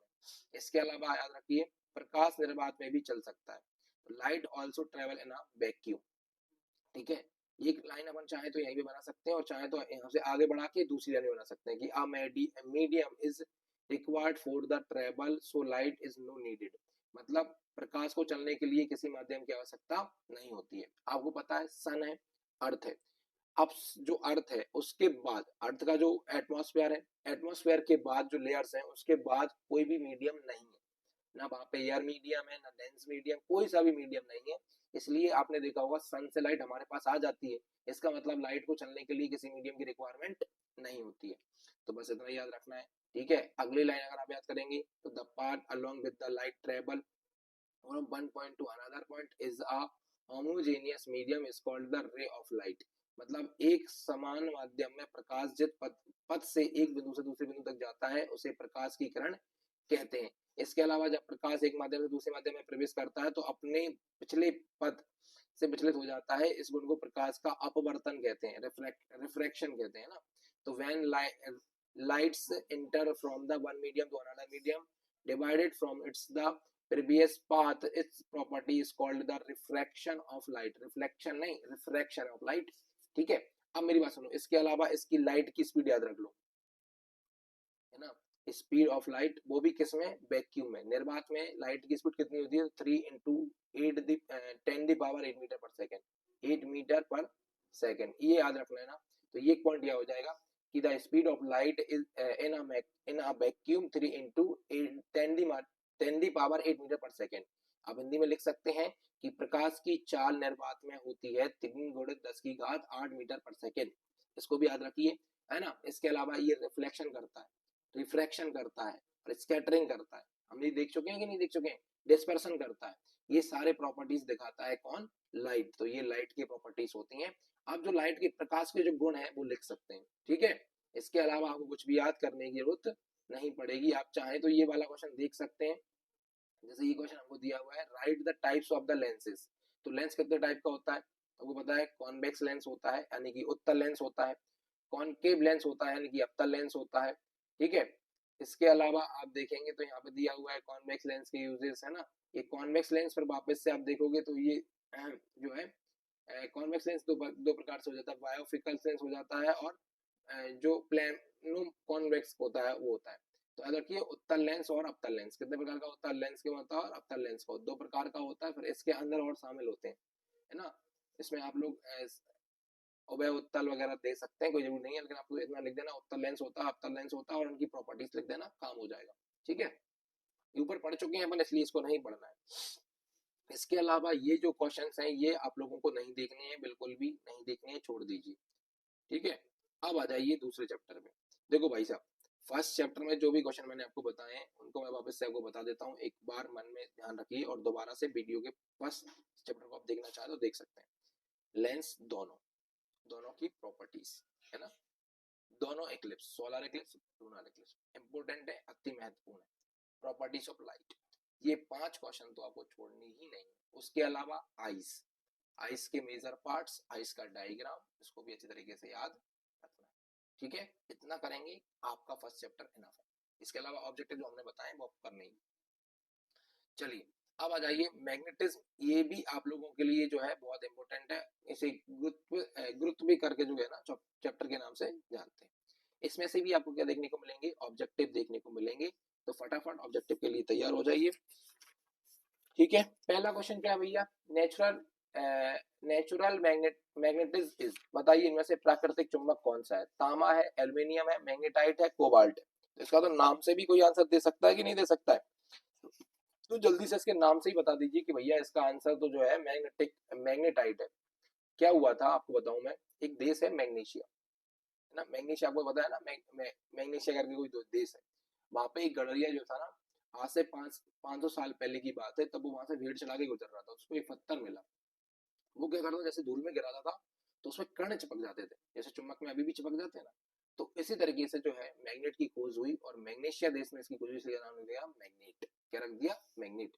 और जो पत्थर होता है, जो नेचुरल चुम्बक होता है, उसको मैग्नेटाइट बोलते हैं, क्या बोलते हैं, मैग्नेटाइट बोलते हैं। आगे आ जाइए, अगला क्वेश्चन है magnet force line. The magnet force line यानी कि चुंबकीय बल रेखाएं कैसी होती हैं, हमेशा एक दूसरे को काटती हैं, एक बंद वक्र बनाती हैं, तिरछी गति में करती हैं, निर्वात से नहीं गुजरती हैं, ये वाला आएगा बी वाला, है ना, है ना, फॉर्म अ क्लोज कर्व, क्या करती हैं, क्लोज कर्व फॉर्म करती हैं। इसके अलावा अगला क्वेश्चन है distance between the two poles of a magnet is called, तो मैग्नेट्स की दो पोल्स की डिस्टेंस होती है, इसको क्या बोलते हैं, वेरी इंपॉर्टेंट क्वेश्चन है और आप लोग इसका आंसर दे रहे होंगे, बताइए क्या होता है, magnetic length of, effective length of magnet होती है, चुंबक की प्रभावी लंबाई के नाम से इसको हम जानते हैं। आगे देखिए, डीमैग्नेटिक सब्सटेंस, इनमें से डीमैग्नेटिक सब्सटेंस कौन सा है ना, ये बेटा सिंबल याद रखना है ना, एल एल्यूमिनियम है, Na है, FeMn है, ये कौन से डीमैग्नेटिक सब्सटेंस, प्रतिचुंबकी जो वाले हैं वो कौन से हैं बताइए जरा, प्रतिचुंबकी, तो प्रतिचुंबकी इसमें है Hg और Zn, बाकी सब चुंबकीय होते हैं। इसके अलावा फेरोमैग्नेटिक सब्सटेंस कौन से हैं, यानी कि लोह चुंबकीय पदार्थ कौन से हैं, तो लोह चुंबकीय पदार्थ तो बहुत आसान है, आप लोग इसमें बता भी सकते हैं, बताइए जरा कौन सा हो जाएगा, निकेल होगा, सीधी सी बात है, कौन सा होगा, निकेल। ठीक है, अब आ जाइए जल्दी से अगले क्वेश्चन के ऊपर। अगला क्वेश्चन है अनुचुंबकीय पदार्थ, अनुचुंबकीय पदार्थ में इसमें एन आएगा, Na, अनुचुंबकीय पदार्थ क्या थोड़ी मात्रा में चिपकते हैं, उनको अनुचुंबकीय या पैरामैग्नेटिक सब्सटेंस के नाम से जाना जाता है, ये वाला है। आगे चलिए, अगला क्वेश्चन आप लोगों को, मैग्नेटाइज छोड़ दो कोई दिक्कत नहीं है ना, व्हाट टाइप ऑफ द, छोड़ो कोई दिक्कत नहीं है, ये वाला देखो, the formula of magnetic movement is, तो मैग्नेटिक मूवमेंट का फॉर्मूला क्या होता है, चुंबकीय आघूर्ण का सूत्र बताइए जल्दी से, चुंबकीय आघूर्ण का सूत्र क्या है, चुंबकीय आघूर्ण का सूत्र होता है 2 मिलीमीटर ml, है ना, 2 ml, है ना, मूवमेंट होती है उसकी। आगे देखिए, the tangent rule, tangent rule याद रख लीजिए, टेंजेंट रूल जब ना वो आपको टेंजेंट रूल के नाम से ही दिखाई देगा, हिंदी में भी टेंजेंट रूल के नाम से ही आएगा और इंग्लिश में भी जो है वो आप लोगों को टेंजेंट रूल के नाम से ही दिखाई देगा, और इसका जो आंसर है ये F बराबर बी साइन थीटा, ये क्या होता है, साइन थीटा, F बराबर बी साइन थीटा होता है। इसके अलावा आप कर सकते हैं, तो यहाँ पे B बराबर अगर आ गया तो आप लग देना साइन थीटा अपॉन F, ठीक है, वो पलट के भी आ सकता है, बस ये आप लोगों को याद रखना है। इसके बाद अगर आप देखेंगे तो आपको देखो ऑब्जेक्टिव बिल्कुल भी याद नहीं करने हैं, ये आप लोगों को यहीं के यहीं जो दिए हुए हैं ना वही हो जाएगा, ठीक है। अगला ये वाला याद रख लो आप, ये वाला, ये 19 वाला जो है ना, ये वाला याद रखो कि the unit of force in a CGS system, तो फोर्स जो होता है, फोर्स के यूनिट याद रखना है, सीजीएस में इसको बोलते हैं डाइन, आपसे पूछेगा यूनिट ऑफ फोर्स यानी बल का मात्रक क्या है, तो बल का मात्रक होता है डाइन, क्या होता है, डाइन, किसमें, सीजीएस सिस्टम में। और एसआई सिस्टम में पूछेगा तो याद रखना है क्या होता है, न्यूटन, एसआई सिस्टम में क्या होता है, न्यूटन, और डाइन सिस्टम होता है सीजीएस सिस्टम में, ये याद रखना फोर्स का, ठीक है। कभी कभार अनएक्सपेक्टेड क्वेश्चन पूछ लेता है, भले मैग्नेटिज्म है तो मैग्नेटिज्म में कभी कभार हमसे क्या पूछेगा, ये फोर्स वगैरह पूछ लेगा, ठीक है। चलिए भाई साहब, अब आ जाइए, यहाँ से क्वेश्चन आपको देखने को मिलेंगे, ऑब्जेक्टिव भी देखने को मिलेंगे और क्वेश्चन भी देखने को मिलेंगे, तो आप एक बार ऑब्जेक्टिव भी देखेंगे और क्वेश्चन भी देखेंगे। चलिए, चुंबक का चुंबकत्व नष्ट होने के दो कारण क्या है, ये क्वेश्चन इतनी बार पूछेगा आप लोगों से कि क्या बताऊं मैं, बहुत शानदार क्वेश्चन है, मोस्ट डालिए इसमें, क्या कारण है, right two reasons for the loss of magnetism of a magnet, magnet का मैग्नेटिज्म लॉस होने का क्या कारण है, तो मैग्नेट का मैग्नेटिज्म लॉस होने का कारण है भैया, on eating a magnet, magnet heat कर लो, इस वजह से खत्म हो जाता है, ऑन ईटिंग और बैगिंग अ मैग्नेट। ठीक है, तो दो कारण बताने थे, दोनों यही है, दोनों ही कारण क्या है, यही, चुंबक को गर्म करने पर और चुंबक को टकराने या ऐसे ठोकने पर, है ना, इस वजह से चुंबक को अन्य चुंबकीय वस्तुओं के पास रखने पर भी क्या हो जाता है, उसका मैग्नेटिज्म खत्म हो जाता है। मोस्ट इंपोर्टेंट क्वेश्चन है, याद रखना इसको। अगला क्वेश्चन है, what is a magnetic protector. बेटा अब ये चुंबक खत्म ना हो इसलिए उसका चुंबकत्व को प्रोटेक्ट करने के लिए कुछ बनाया जाता है, उसको बोलते हैं प्रोटेक्टर, है ना। Right one uses of the it. तो चुंबकीय रक्षक क्या है, इसका उपयोग लिखिए। चुंबकीय रक्षक नरम लोहे के टुकड़े होते हैं, ये जो चुंबकीय रक्षकों द्वारा चुंबक का चुंबकत्व अधिक समय तक सुरक्षित रखा जाता है। जैसे आप लोगों ने स्पीकर देखे, तो स्पीकर में चुंबक गोल होता है, उसके बीच में लोहा फंसा रहता है, उसी को बोलते हैं प्रोटेक्टर ऑफ मैग्नेट। ठीक है, तो magnetic protector are piece of soft iron, soft iron का पीस होता है। The magnetism of a magnet is preserved for a long time is magnetic protector, उसको प्रोटेक्टर बोला जाता है। इंपोर्टेंट क्वेश्चन है, ये भी याद रखना, ठीक है। अगला क्वेश्चन आप लोगों के पास, define the types of artificial magnet. तो ऐसे तो आपसे पूछेगा कि मैग्नेट के प्रकार बताइए, तो यहाँ पे दिया है, उदाहरण सहित स्थायी और अस्थायी चुंबक को परिभाषित कीजिए, कृत्रिम चुंबक के प्रकार को लिखिए, आर्टिफिशियल मैग्नेट क्या होता है, मैग्नेट के कितने टाइप होते हैं, सब कुछ पूछेगा।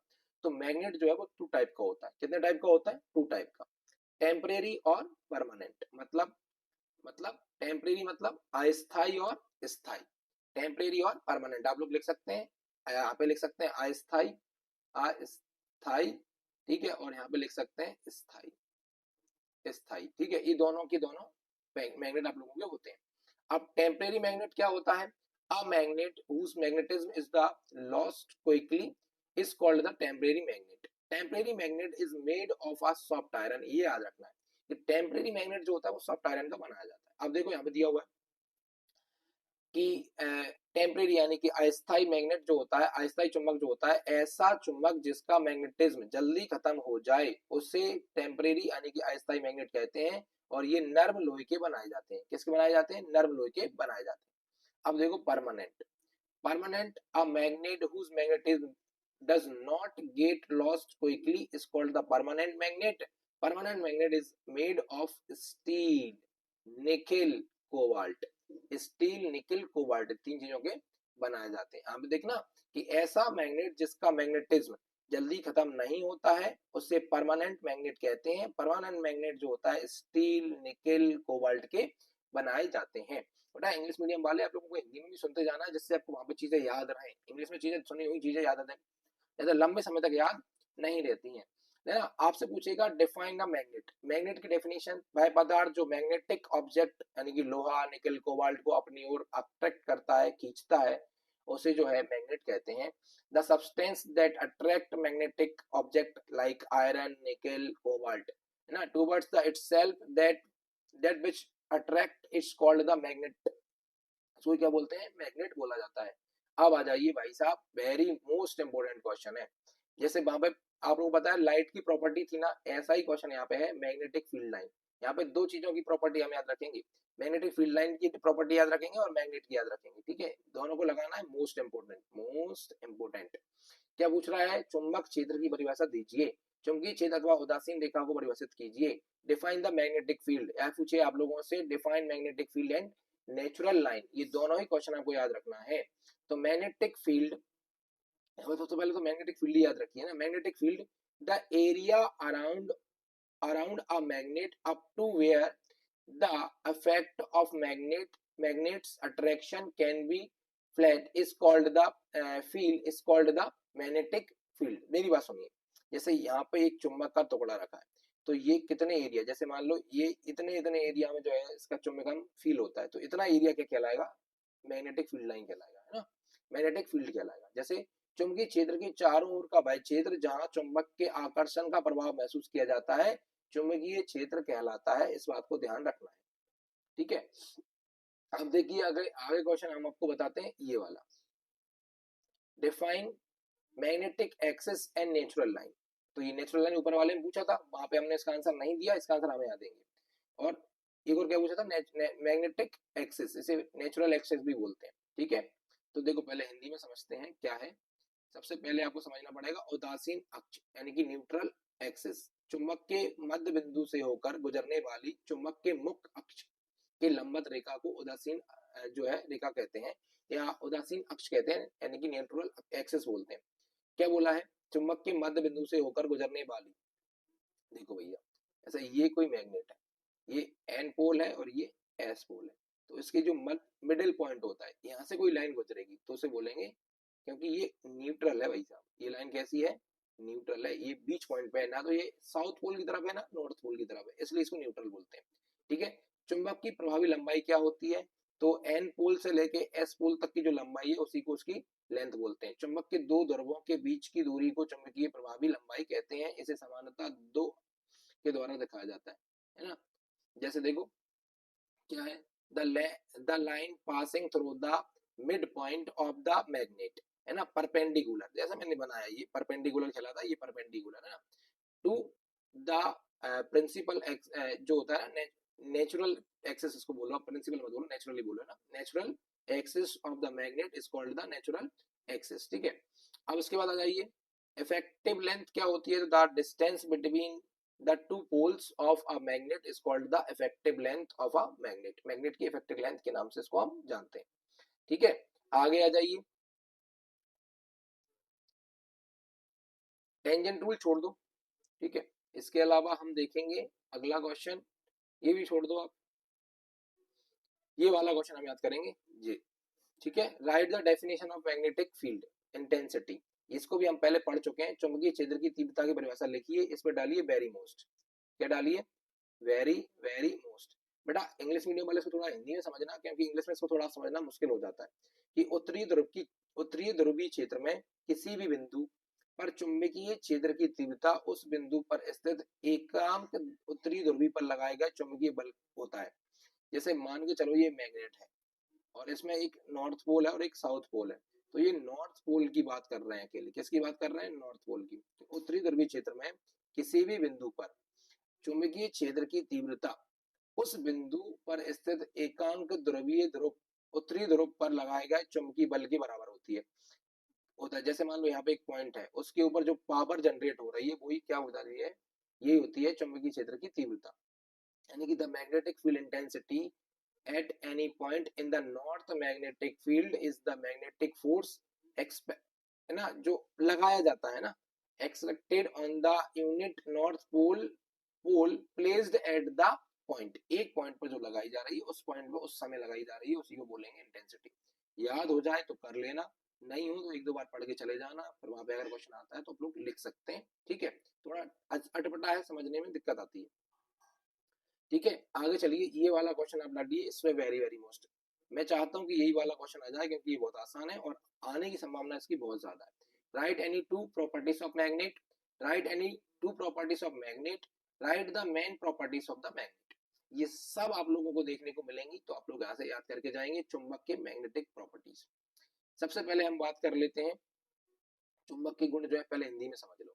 चुंबक के मुख्य गुण जो होते हैं वो होते हैं, देखिए जरा, जैसे कि पहला क्या होता है, चुंबक चुंबकीय पदार्थों को अपनी ओर आकर्षित करता है, स्वतंत्र रूप से लटकाए जाने पर उत्तर और दक्षिण दिशा में रुकता है, चुंबक को दो ध्रुवों के को कभी भी अलग अलग प्राप्त नहीं किया जा सकता है, चुंबक को पीटने, गर्म करने या पटकने या रगड़ने से चुंबक नष्ट हो जाता है। दोबारा से मेरी बात समझेंगे, यहाँ मैं सब कुछ हिंदी में समझाऊंगा, ध्यान सुनना, कि अब magnet attract magnetic substance toward itself. आपको पता ही है कि चुंबक जो होता है वो चुंबकीय पदार्थों को अपनी ओर आकर्षण करता है, ये बात आपको याद रखनी है। ठीक है, when hanging freely it's always remains at the north south direction. कोई चुंबक है, उसको आप धागे से बांध के ऐसे लटकाएंगे तो ऑलवेज नॉर्थ और साउथ डायरेक्शन में ही रुकेगा। ठीक है, उत्तर और दक्षिण दिशा में ही ठहरता है। It's there is the repulse between the similar poles and attract between the unlike pole। आपको पता है कि n पोल है तो वो क्या करते हैं, एक दूसरे को रिपल्स करते हैं, एक दूसरे को प्रतिकर्षित करते हैं, और जबकि n और s पोल है, यानी कि जो अनलाइक पोल होते हैं, एक जैसे पोल नहीं है, तो एक दूसरे को क्या करते हैं, अट्रैक्ट करते हैं, एक दूसरे को अपनी ओर खींचते हैं। इसके अलावा the two poles of a magnet can never be obtained separately. अब आप चाहें कि इसमें यहाँ पे नॉर्थ पोल है और यहाँ पे साउथ पोल है, उसको मैं बीच में से कट कर दूं, तो इधर नॉर्थ पोल हो जाएगा, इधर साउथ पोल हो जाएगा, नहीं, ये वाला जो टुकड़ा मिलेगा ना, इसमें यहाँ पे हो जाएगा साउथ पोल, यहाँ पे हो जाएगा नॉर्थ पोल, मतलब अपने आप ही बन जाता है नॉर्थ और साउथ पोल। इसके कभी भी दो पोलों को अलग नहीं किया जा सकता, इस बात को ध्यान रखना है। इसके अलावा magnetism is destroy of the magnet is the beating heating, मतलब आप जो होते हैं और रबर करके, मतलब चुंबक को ठोक के, पीट के, गर्म करके, उसको रफ करके क्या कर सकते हैं आप, उसके मैग्नेटिक पावर को कम कर सकते हैं, इस बात को भी ध्यान रखना है। ठीक है, वेरी वेरी मोस्ट क्वेश्चन था, इस बात को याद रखिए। उसके अलावा आपको फिर शायद देख लेते हैं कुछ है क्या, हाँ ये वाला और कर लीजिए, बस ये भी याद कर लीजिए क्योंकि ये भी बहुत इंपॉर्टेंट है। चुंबकीय बल रेखाएं क्या कहलाती हैं, इनके दो गुण लिखिए।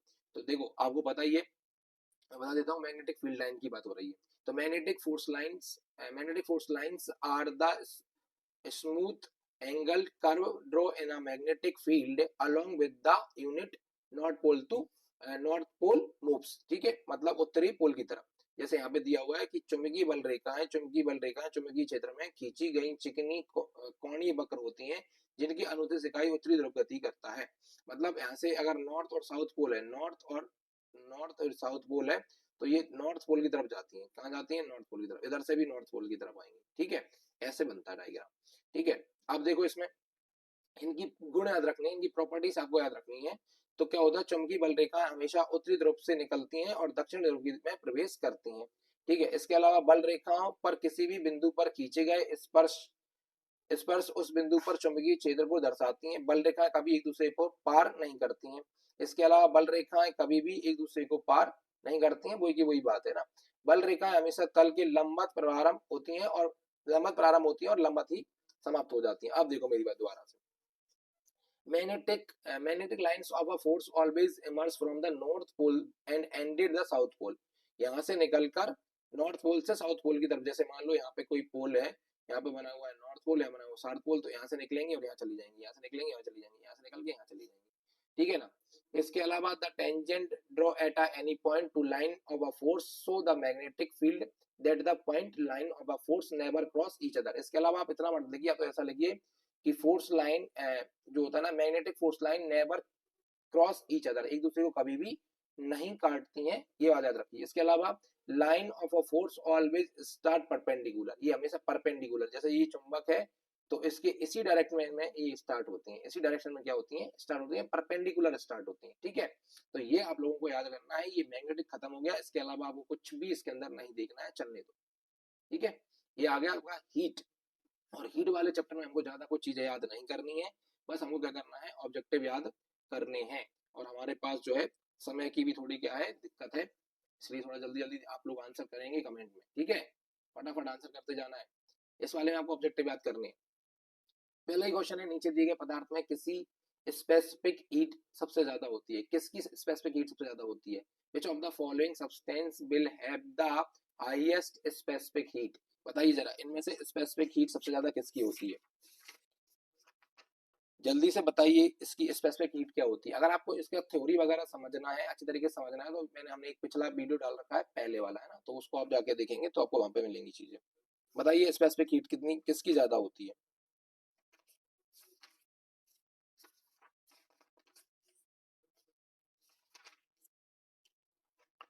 पता चल गया। चलिए इसका आंसर आप देखेंगे ऑफ वाटर, किसका होता है, वाटर। ठीक है, पानी की होती है। मैं इसलिए निकाल लेता हूँ ऑब्जेक्ट, क्योंकि कभी कभार गड़बड़ ना हो जाए हमसे, इसलिए कभी हो जाता है कंफ्यूजन की वजह से ना। कौन सा फॉर्मूला सेंटीग्रेड और फ़ारेनहाइट टेम्परेचर के बीच संबंध बताता है, इसको रख लीजिए, ये मोस्ट इंपोर्टेंट है भैया, इसको याद रखिए। जल्दी बताइए कौन सा फॉर्मूला है जो सेंटीग्रेड और फ़ारेनहाइट के बीच में वो रखता है, संबंध बताता है। तो पहले के जो आंसर है ना, सी आएगा, इसका आंसर कौन सा आएगा, सी। ये देखिए सी आंसर आएगा, ये कहाँ गया, ये है सी। कैसा होता है, सी अपॉन 5 बराबर में एफ माइनस 32, माइनस लगता है बीच में ना, अपॉन में कितना होता है 9। आप यहाँ से फ़ारेनहाइट की वैल्यू दी है तो सेंटीग्रेड की वैल्यू निकाल सकते हैं, और सेंटीग्रेड की वैल्यू दी है तो यहाँ से फ़ारेनहाइट की वैल्यू निकाल सकते हैं। ठीक है, इसलिए बोलते हैं इसको ये वाला। ठीक है, और आप इसको याद रख लीजिए क्योंकि आपको कभी कभार चेंज करने के लिए भी पूछेगा तो आप बता सकते हैं। आगे देखो बताइए, the specific heat of a water, water से ज्यादा स्पेसिफिक हीट होती है, तो होती कितनी है ये भी बतानी है आपको। तो इसकी होती है 1, कितनी होती है 1, और सबसे ज्यादा होती है, याद रखना ये 1 सबसे ज्यादा होता है। ठीक है, इसके अलावा देखिए the body temperature of the healthy person, आपको पता ही है किसी भी इंसान का जो है टेम्परेचर कितना होता है, तो 30 डिग्री सेल्सियस होता है। इसको हिंदी इंग्लिश में क्या समझना है, आपको पता ही है किसी भी स्वस्थ व्यक्ति का तापमान कितना होता है, तो 37 डिग्री सेल्सियस होता है। The method of the heat transmission from the sun is, तो आपको पता है कि जो सन से ऊष्मा आती है वो किसके द्वारा आती है, तो आती है विकिरण के द्वारा। किसके द्वारा आती है, विकिरण यानी कि रेडिएशन के द्वारा आती है, ठीक है। उसके बाद देखिए latent heat of a steam, steam की लेटेंट हीट कितनी होती है, तो ये होती है भैया, आप लोगों को याद रखना है 6 वाले का आंसर वो है डी, 536 कैलोरी। आपको याद रखना बेटा, ये आपको बार बार पूछेंगे, ये क्वेश्चन है वापस रिपीट, और क्वेश्चन है ही नहीं। The specific heat of the substance is the highest, ये छोड़ दो, कोई मतलब नहीं है ना। अब ये वाला याद रखो, देखो ये उधर पूछा था सेंटीग्रेड में और इधर पूछा है फ़ारेनहाइट में, तो फ़ारेनहाइट में कितना होता है, तो एक तो मैंने फॉर्मूला बता दिया, फॉर्मूला से चेंज करके देख सकते हैं और आप याद करके रखिए, आप तो 98.8 फ़ारेनहाइट होता है, कितना होता है 98.8 फ़ारेनहाइट होता है स्वस्थ व्यक्ति का तापमान फ़ारेनहाइट में, और 37 डिग्री सेल्सियस होता है सेंटीग्रेड होता है सेंटीग्रेड में। ये दोनों ह्यूमन की जो टेम्परेचर होता है उसकी बात हो रही है, ठीक है। इसके अलावा एसआई, हाँ ये वाला भी याद रखिए, the SI unit of specific heat, specific heat की एसआई यूनिट क्या होती है, तो इसका आंसर आ जाएगा सी, सी बोले तो जूल पर ग्राम, कितनी होती है, जूल पर ग्राम होती है, यानी कि ये वाली जूल पर केजी, ठीक है। तो ये क्वेश्चन आपको याद रखने हैं। अब इसके बाद आप देखोगे तो यहाँ पे देखो फॉर्म, अब मैं आपको बताता हूँ, ये सारे के सारे आप लोगों को पहले ही बता चुके हैं। जैसे लेटेंट हीट ऑफ स्टीम तो 536 कैलोरी होते हैं, कितने होते हैं 536 कैलोरी, देखो यहाँ पे दिया हुआ है। भाप की लेटेंट हीट कितनी होती है 536 कैलोरी होती है। इसके अलावा बर्फ की लेटेंट हीट कितनी होती है 80 होती है। यहाँ पे रख लीजिए, यहाँ पे वही आएगा क्वेश्चन, आइस की लेटेंट हीट ऑफ आइस तो 80 कैलोरी होती है, ठीक है। इसके अलावा अगर आप देखेंगे तो, इसके अलावा आप देखेंगे तो यहाँ पे देखो 32 आंसर दे। आप लोग एक काम करिए, जो ऊपर मैंने दर्जा बताए उनको पढ़िए, उसके बाद इनको अच्छे तरीके से पढ़ लेना, अच्छे तरीके से पढ़ लो, और इनके ये आंसर है। और हिंदी मीडियम वाले बेटा आपको क्या करना है, यहाँ पढ़ना है, और इनके जो है ये वाले आंसर दिए हुए, तो आप स्क्रीनशॉट लेके बाद पढ़ लेना, कोई इंपॉर्टेंट ज्यादा है नहीं। जैसे ये 432 जूल ग्राम पर कैलोरी ग्राम है, तो कैलोरी में कितना हो जाएगा, ये तो चेंज करना है, ठीक है ना, जो मैंने फॉर्मूला बताया उसी के थ्रू चेंज करना है इनको, ठीक है। ट्रू फॉल्स पे आ जाइए, ट्रू फॉल्स पे,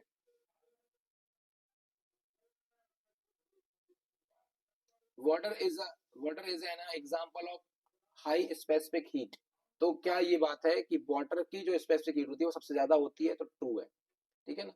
the value of a latent heat of ice is 540, तो ये बेटा फॉल्स आपको बताया था मैंने, 540 नहीं है। इसके अलावा 0 degree Celsius is the melting point of ice, ये बात सही है, ये 0 डिग्री में मेल्टिंग पॉइंट कर जाता है, मेल्ट हो जाता है। Alcohol is used in a clinic thermometer, क्या क्लिनिक थर्मामीटर में एल्कोहल यूज करा जाता है, तो आप लोग बोलेंगे कि सर नहीं, यहाँ पे तो मैक्यूरी जो होती है ना, ना वो करा जाता है, पारा जैसे बोलते हैं। इसके अलावा आप देखिए पांचवे वाले का, on the increasing the pressure the boiling point increase, क्या प्रेशर इंक्रीज करने से बॉइलिंग पॉइंट इंक्रीज हो जाता है, बिल्कुल सही बात है। The unit of a water covalent is a gram, equivalent is a gram, तो ये वाला क्वेश्चन तो इम्पोर्टेंट है नहीं, फिर भी देख लो, इसको ट्रू होता ही है ना। Due to the hail the temperature of the atmosphere increase, सही बात है बिल्कुल, मुझे तो लग रहा है कि ये सही होना चाहिए, देखो due to hail the temperature of the atmosphere increase, गलत है, फॉल्स है, कैसा है, फॉल्स है ना। आगे देखिए, heat can be converted into the energy, क्या हीट को एनर्जी में कन्वर्ट किया जा सकता है, तो बिल्कुल सही बात है। इससे तो बहुत सारी स्टीम्स बना बना के हम लाइट बनाते हैं, इंजन चलाते थे पहले ना। Calorimeter is made of the copper, ये बात भी सही है, कैलोरीमीटर जो होता है कॉपर का बनाया जाता है, और ये मोस्ट इंपोर्टेंट है इसके लिए। अभी एक बार हिंदी में देख लीजिए जल्दी फटाफट, है ना, बताइए कि पानी द्वारा स्पेसिफिक हीट का उदाहरण, पानी हाई स्पेसिफिक हीट का उदाहरण है, बिल्कुल सही बात है ना। बर्फ की लेटेंट हीट की वैल्यू इतनी होती है, गलत बात है, फॉल्स है। 0 डिग्री सेल्सियस मेल्टिंग पॉइंट होता है, सही बात है ना। क्लिनिक थर्मामीटर में एल्कोहल का इस्तेमाल किया जाता है, गलत बात है ना। प्रेशर बढ़ाने पर बॉइलिंग पॉइंट बढ़ जाता है, सही बात है। पानी के बराबर की यूनिट ग्राम है, नहीं गलत है। इसके अलावा ओलों की वजह से एटमॉस्फेरिक का टेम्परेचर बढ़ जाता है, ये आंसर तो गलत होना चाहिए, 7th वाला देखो, हाँ गलत है भैया, नहीं बढ़ता है, क्या बढ़ेगा। है ना। सेंटीग्रेड पैमाने में पानी का हिमांक 100 डिग्री सेल्सियस होता है, आर्डो वाला भी गलत है। सेंटीग्रेड में 100 कहां से होता है हिमांक, है ना, हिमांक तो 0 होता है। इसके अलावा इसमें तो बॉइलिंग पॉइंट होता है ये तो, है ना। इसके बाद ऊष्मा को अन्य ऊर्जा में परिवर्तित किया जा सकता है, बिल्कुल सही बात है, किया जा सकता है। कैलोरीमीटर तांबे के बनाए जाते हैं, बिल्कुल सही बात है, ये तो मोस्ट ही है, ठीक है। तो ऐसे आपको याद करते जाना है।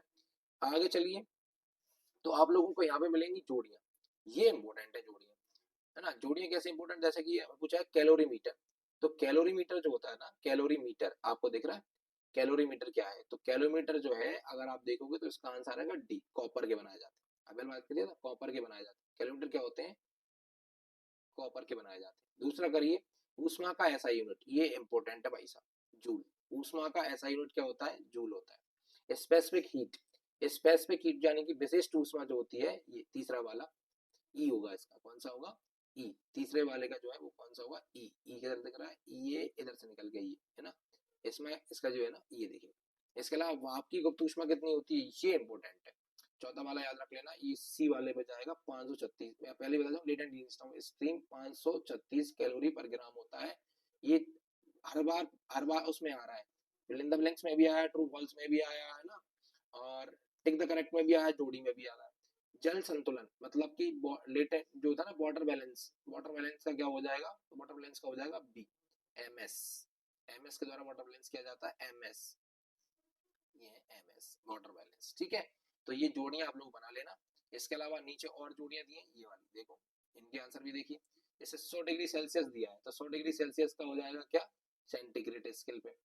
सेंटीग्रेड स्केल पे पानी का बॉइलिंग पॉइंट होता है 112, कितना होता है, 112 अपन देखेंगे तो ये ई वाले पे जाएगा, यानी कि फ़ारेनहाइट स्केल पे होता है ना। फिर देखोगे आप 80, तो 80 जो है वो होता है ए वाला का, रियोम, रियोम स्केल पे। रियोम भी बेटा जो हीट को मेजर करने की स्केल होती है। शीतलन का नियम क्या है, शीतलन का नियम 5 का आंसर आ जाएगा सी, न्यूटन। किसने दिया था, न्यूटन साहब ने दिया था, याद रखना है, ठीक है। जल्दी जल्दी से इनको देख लेना, आसान है, बहुत आसानी से हो जाते हैं, ठीक है। ये इंग्लिश में भी ऐसे कैसे हैं, कुछ भी दिक्कत नहीं अंदर नहीं है। वन वर्ड वगैरह छोड़ दो, वन वर्ड यहाँ से नहीं पूछेंगे, वन वर्ड बताऊंगा आपको कहाँ से पूछेंगे।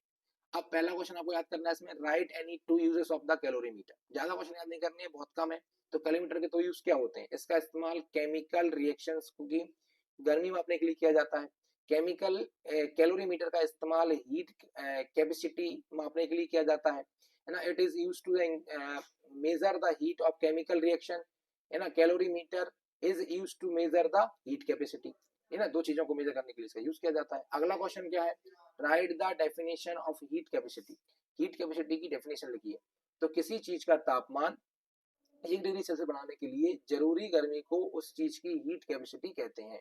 मतलब कोई चीज को 1 डिग्री गर्म करना है अगर आपको, तो उसको कितनी हीट देनी पड़ी, वही उसकी हीट कैपेसिटी है ना। The heat requirement to increasing the temperature of an object 1 degree Celsius is called the heat capacity, क्योंकि वो इतनी कैपेसिटी को ऑब्जर्व कर सकता है, ठीक है।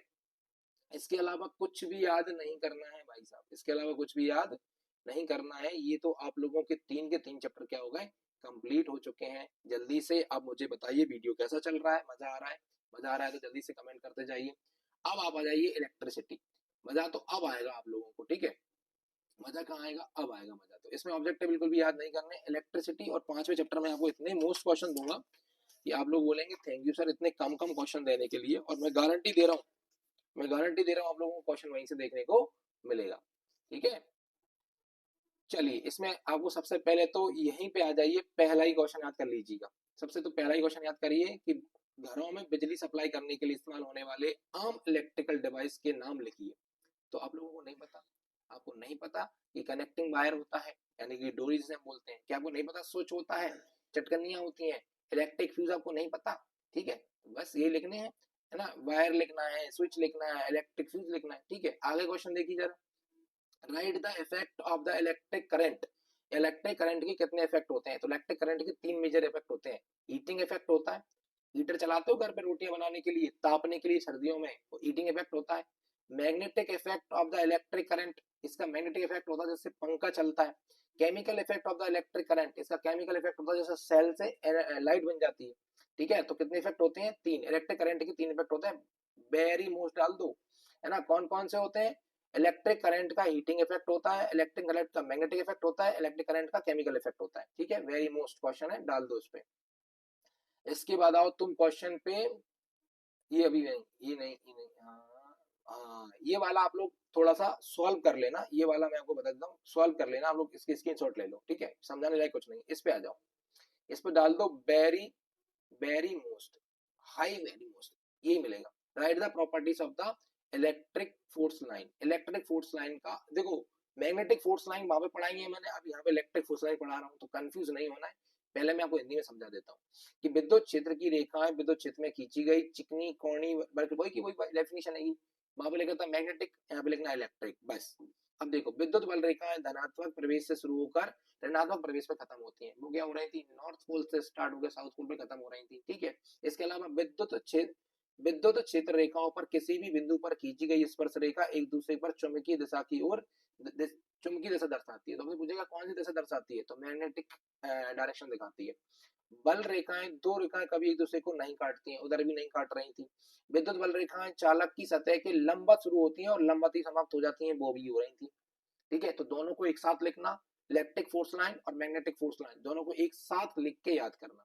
वहां से पहले इलेक्ट्रिक फोर्स लाइन लिख लेना, फिर यहाँ से मैग्नेटिक फोर्स लाइन लिख लेना। ठीक है, देखो जरा यहाँ पे electric lines of force start from the positive charge and the negative charge. Positive से स्टार्ट होकर नेगेटिव खत्म हो जाती हैं। The tangent drown any point the electric field line so the direction of the magnetic field at the point, और time का उस point का डायरेक्शन दिखाती है मैग्नेटिक तरफ। Two lines of force never cross each other. Lines electric force lines start perpendicular of the surface and the जो conductor होता है एंड द परपेंडिकुलर एंड हो जाती है। ठीक है, बस इनको याद रखना है। चलिए इसके बाद आ जाइए, ये बहुत इंपॉर्टेंट क्वेश्चन है बेटा, इसको ध्यान रखना। Mention any 4 factors affect the electric potential. Electric potential को अफेक्ट करने वाले फोर्स के कोई भी चीजों के नाम लिखिए, इंपॉर्टेंट है, वेरी मोस्ट। पहले हिंदी में समझा देता हूँ, सुनिए। किसी भी चालक पर जितना अधिक आवेश होता है उसका विभव उतना अधिक ही होता है, याद रखना। डायरेक्ट याद करिए, समझ में नहीं आएगा आपको, मुझे पता है। किसी चालक के आकार के आधार पर उसकी सतह क्षेत्रफल जितना अधिक होगा उसका विभव भी उतना ही कम हो जाएगा। दूसरे कंडक्टर की मौजूदगी में जब एक कंडक्टर दूसरे कंडक्टर के पास लाया जाता है तो उसे कंडक्टर का पोटेंशियल कम हो जाता है। कंडक्टर के आसपास के मीडियम पर जब किसी कंडक्टर को वॉल्यूम से जो होता है ना डाइलेक्ट्रिक कन्वर्ट किया जाता है, के मान लीजिए, तो उसके पोटेंशियल वाले जो पोटेंशियम होता है 1/k हो जाता है, उसका हाफ हो जाता है। कितना हो जाता है, हाफ हो जाता है। तो इनको बस याद रखना है, क्योंकि ये समझने के लिए अपने पास अभी टाइम है नहीं, तो डायरेक्ट याद करिए। तो the greater the charge of the conductor the, है ना, great is this potential, the greater is the surface area of a conductor depending on the size of the conductor and lower it is the potential.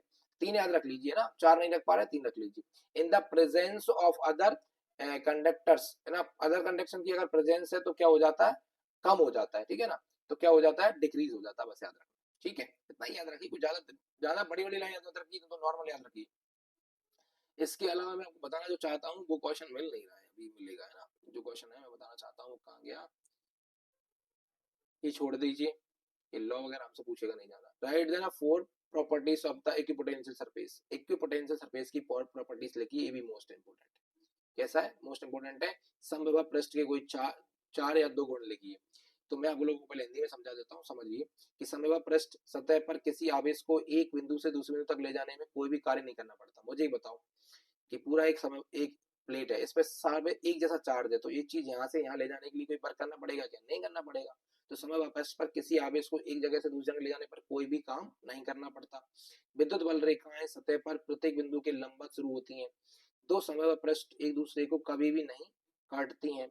बिंदु आवेशों के लिए समविभव पृष्ठ समविभव संकेंद्रित गोलीय होता है। कैसा होता है, सर्किल में होता है, बस यही। No work has on the done to move the charge from one point to another point on a equipotential surface. इसके अलावा electric force line start perpendicular to every point on the surface.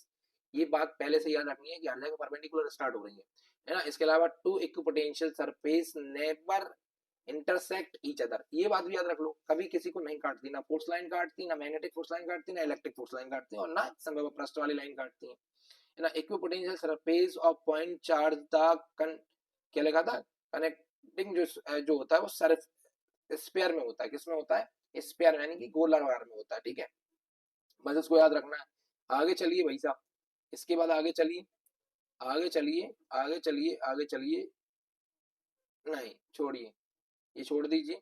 आप लोग इसको देखना चाहें तो देख सकते हैं, बाकी मैं आप लोगों को सजेस्ट नहीं करूंगा उसको इस बार के लिए। अब हम क्या करेंगे, रेसिस्टेंस के बारे में पढ़ेंगे। देखो क्वेश्चन क्या है, क्वेश्चन ये है, इस पर डालिए very most, very very most, ये आएगा इस बार, है ना। Describe any 4 and 2 factor affecting the electric resistance. Electric resistance क्या होता है पहले तो ये समझिए। रेसिस्टेंस यानी कि प्रतिरोध होता है। प्रतिरोध का मतलब होता है, ये मान लीजिए वायर है, तो इसमें से करंट फ्लो हो रहा है, तो इसके वायर जो है वो करंट को फ्लो होने से रोकेंगे, अपने अंदर से फ्लो होने से क्या करेंगे, रोकेंगे। प्रतिरोध करेंगे कि भैया हमारे अंदर से मत जाओ, तो उसको बोलते हैं, क्या बोलते हैं उसको, रेसिस्टेंस या प्रतिरोध बोलते हैं। तो पहले इसको हम समझेंगे हिंदी में, क्योंकि उसके बाद इंग्लिश समझाने की जरूरत नहीं पड़ेगी, आप आराम से समझ जाएंगे, है ना। पहले तो है मैटर का नेचर। मैटर का नेचर मतलब कि जो वायर है, जो वायर है, चालक की जो बार बनी है वो किसकी बनी है। क्योंकि अगर कॉपर की बनी है तो रेसिस्टेंस कम होगा, सिल्वर की बनी है तो और कम होगा, लोहे की बनी है तो रेसिस्टेंस ज्यादा हो जाएगा। सबसे कम रेसिस्टेंस होता है सिल्वर का। ठीक है, इसके अलावा आप देखेंगे अगला है चालक की लंबाई, तो तार कितना लंबा है। आप लोगों ने मोबाइल में एक चीज ऑब्जर्व करी होगी कि अगर आपने जो वायर है, डाटा केबल जो होती है चार्ज करने वाली केबल, चार्जर की लंबी है, तो आप लोगों को जो है मोबाइल धीमे चार्ज होता है। छोटी केबल है तो चार्ज जल्दी हो जाता है। तो इसकी लेंथ, है ना, चालक का प्रतिरोध उसकी लंबाई के समानुपाती होता है। जितनी लंबाई बढ़ेगी प्रतिरोधता बढ़ जाएगा। किसी चालक का अनुप्रस्थ काट का क्षेत्रफल, अनुप्रस्थ काट का क्षेत्रफल मतलब वायर पतली है या मोटी है। आप लोगों ने एक चीज ऑब्जर्व नहीं करी क्या, कि जो तार होते हैं, आप जो ऐसे मान लो एक डोरी बनाया है, जैसे मोबाइल की चार्जर की डोरी है, उसमें कितने कितने पतले पतले तार होते हैं। हम घरों में जो लाइट फिटिंग करवाते हैं, उसमें जो डोरी आती है वो सिंगल तार की कब आती है, उसमें बारीक बारीक बहुत सारे तार होते हैं कॉपर के। वो चाहे तो एक तार डाल सकते हैं कि नहीं डाल सकते, डाल सकते हैं। लेकिन मोटा तार का प्रतिरोध ज्यादा होता है, पतले तार का प्रतिरोध कम होता है, इसलिए नहीं डालते, है ना। तो मोटे तार यानी कि जो उसकी रेडियस होती है वो डायरेक्ट इफेक्ट करती है। ठीक है, इसके अलावा चालक का टेम्परेचर, टेम्परेचर बढ़ता है तो जो है क्या हो जाता है, रेसिस्टेंस भी बढ़ जाता है। इसलिए अब देखो क्या क्या चीजें हैं। तो नेचर, जो नेचर का मैटर होता है, मतलब किस चीज का मैटर का नेचर, जो मैटर वो किसका बना है, सिल्वर का बना है, कॉपर का बना है। Length of the conductor, conductor की लंबाई कितनी है। Area of a cross section of the conductor, उसका एरिया, उसका पतला है कि मोटा है, पतला है तो कम होगा और मोटा है तो ज्यादा होगा। Temperature of a conductor, conductor का टेम्परेचर, ये चीजें क्या करती हैं, रेसिस्टेंस को अफेक्ट करती हैं। भाई साहब इसी के साथ मैं आपको बताना चाहता हूं कि अब हम लोगों को कुछ भी याद नहीं करना है, छोड़िए बाकी चीजें, बाकी चीजें क्या करिए, छोड़िए। बस अब आ जाइए एग्रीकल्चर के मेट्रोलॉजी वाले चैप्टर पे। इसमें मैं ओनली 4 क्वेश्चन आपको याद करवाऊंगा। कितने करवाऊंगा, ओनली ऑन 4 क्वेश्चन आप लोगों को याद करवाने वाला हूँ एग्रीकल्चर मेट्रोलॉजी के अंदर। एग्रीकल्चर मेट्रोलॉजी में हमको कितने क्वेश्चन याद करेंगे, ओनली 4 क्वेश्चन याद करेंगे। तो फटाफट जल्दी से मेरे साथ आ जाइए। इसमें कितना भी कुछ हो आप लोगों को नहीं देखना है, मैं जो बता रहा हूँ आपको बस वो याद करना है। चलिए ये सब छोड़ दीजिए, छोड़ दीजिए, पढ़ते हुए चले जाना, अपने अपने हिसाब से पढ़ के जाना, लेकिन मैं जो बता रहा हूँ वो 4 क्वेश्चन याद करके जरूर जाना। उनमें से एक भी क्वेश्चन नहीं छोड़ना है, 4 के 4 याद करके जाने हैं। बाकी चीजें आप अपने हिसाब से और ज्यादा कम ज्यादा के जो है याद कर सकते हैं।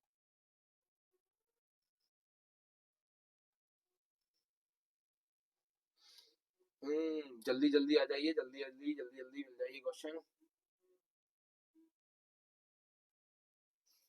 ये पहला वाला तो यही है, मोस्ट मोस्ट इंपोर्टेंट डालिए, वेदर एंड सीजन में डिफरेंस। किस में डालेंगे, वेदर एंड सीजन में डिफरेंस डालिए।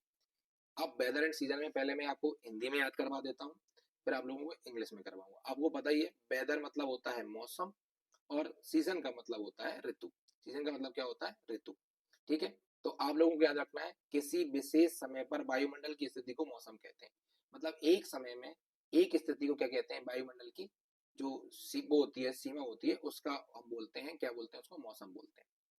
ठीक है, लंबे समय का मौसम संबंधी घटनाओं का सारांश क्या होता है, ऋतु होता है। जैसे आज बारिश हुई तो आज का मौसम बारिश वाला रहा, लेकिन 4 महीने तक बारिश हुई तो क्या हो गया, चौमासा हो गया, रेनी सीजन हो गया। ठीक है, उसको बोलते हैं, तो सारांश होता है मौसम का। ठीक है, इसके अलावा अगर आप देखेंगे तो यह दैनिक घटनाओं पर निर्भर करती है। आज सुबह बारिश हो सकती है, दोपहर में धूप निकल सकती है, शाम को वापस से बारिश हो सकती है, तो ये दैनिक घटनाओं पर डिपेंड करती है। ये क्या करता है, ये पृथ्वी की गति पर डिपेंड करती है। जो अर्थ जो है सर्कुलर मोशन में घूम रही है घूम रही है घूम रही है, उसी की वजह से सीजनल चेंज होता है। 8th क्लास में पढ़ा होगा आप लोगों ने, ठीक है। उसके बाद आ जाइए जल्दी से, यह है हर समय पर बदलता है, तुम बदल तो नहीं जाओगे मौसम की तरह, गाना है ना, ऐसा नहीं है तुम बदल तो नहीं जाओगे ऋतु की तरह। क्यों? क्योंकि ये नहीं बदलती, इसका आंतरिक मौसम लंबे समय तक एक जैसा रहता है, मौसम जल्दी बदल जाता है। इसके अलावा चौथा वाला देखोगे आप, चौथा वाला है, इसमें वायुमंडल के भौतिक घटकों के कारण होने वाली विभिन्न घटनाएं शामिल होती हैं। एक ऋतु में कई प्रकार के मौसम हो सकते हैं, यह ऋतु का आंशिक हिस्सा होता है। लंबे समय का ऋतु जो होता है ना संयोजन, लंबे समय का मौसम संयोजन ही ऋतु कहलाता है, ठीक है। अब इसको इंग्लिश के यहाँ समझेंगे ना तो आप लोगों को और अच्छे तरीके से समझ में आने वाला है। वेदर, वेदर मतलब होता है मौसम, और सीजन, सीजन मतलब होती है ऋतु। आप समझिए कि the condition of a atmospheric at the particular time is called the weather. Particular time का जो कंडीशन होता है उसको हम क्या बोलते हैं, weather. The summary of a weather, the summary of a weather related events over a long period of a time is called season। लंबे समय का, ठीक है। it depend on the daily events, it depend on the speed of earth।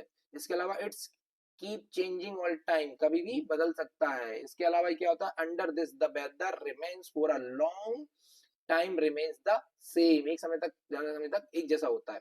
इधर इसके अलावा क्या होता है, phenomena caused by the physical components of the atmosphere। इसके अलावा there can be many type of the weather in a single season, एक season में कई प्रकार के जो है मौसम आपको देखने को मिल सकते हैं। this is the vertical parts of the season, एक जो होता है सीजन का एक पर्टिकुलर पार्ट है, जबकि ये क्या होता है, this is the combination of the similar season over the long period. एक ही समय में बहुत सारे मौसम, सीजन पार्ट क्या, मौसम करिए मेरे हिसाब से, मौसम अच्छा लगेगा ना, वेदर, वेदर जो होगा weather over a long period, ठीक है। तो इसको याद करिए, बहुत इंपॉर्टेंट है भाई साहब, इसको छोड़ के नहीं जा सकते। उसके बाद फिर ये वाला, इसको देखिए जरा, मोस्ट मोस्ट। अब क्वेश्चन 5 प्रकार से पूछ सकता है, आंसर एक ही रहेगा। पहला क्या, right any 5 characteristics of the monsoon rainfall. क्या पूछेगा, monsoon rainfall. Characteristics of the right the Indian rainfall, है ना, right the characteristics of the rainfall in India, ठीक है। इन सब का मान यही होता है। इसके अलावा आपसे पूछे माउंटेन रेनफॉल, तब भी आपको इसी का आंसर देना है। देखो कितनी बार क्वेश्चन आए भैया, ये उसमें देखोगे आपने, वो वाले देख ली तो अब कितनी बार मैचेस होता है, ठीक है ना। तो अब मैं आपको इनको पहले हिंदी बता देता हूँ, क्या क्या क्वेश्चन पूछ सकता है कि भारत में मानसून वर्षा के कोई 5 विशेषताएं लिखिए, विशेषताएं, भारतीय वर्षा की विशेषताएं लिखिए। अगला, भारत में वर्षा की विशेषताएं लिखिए।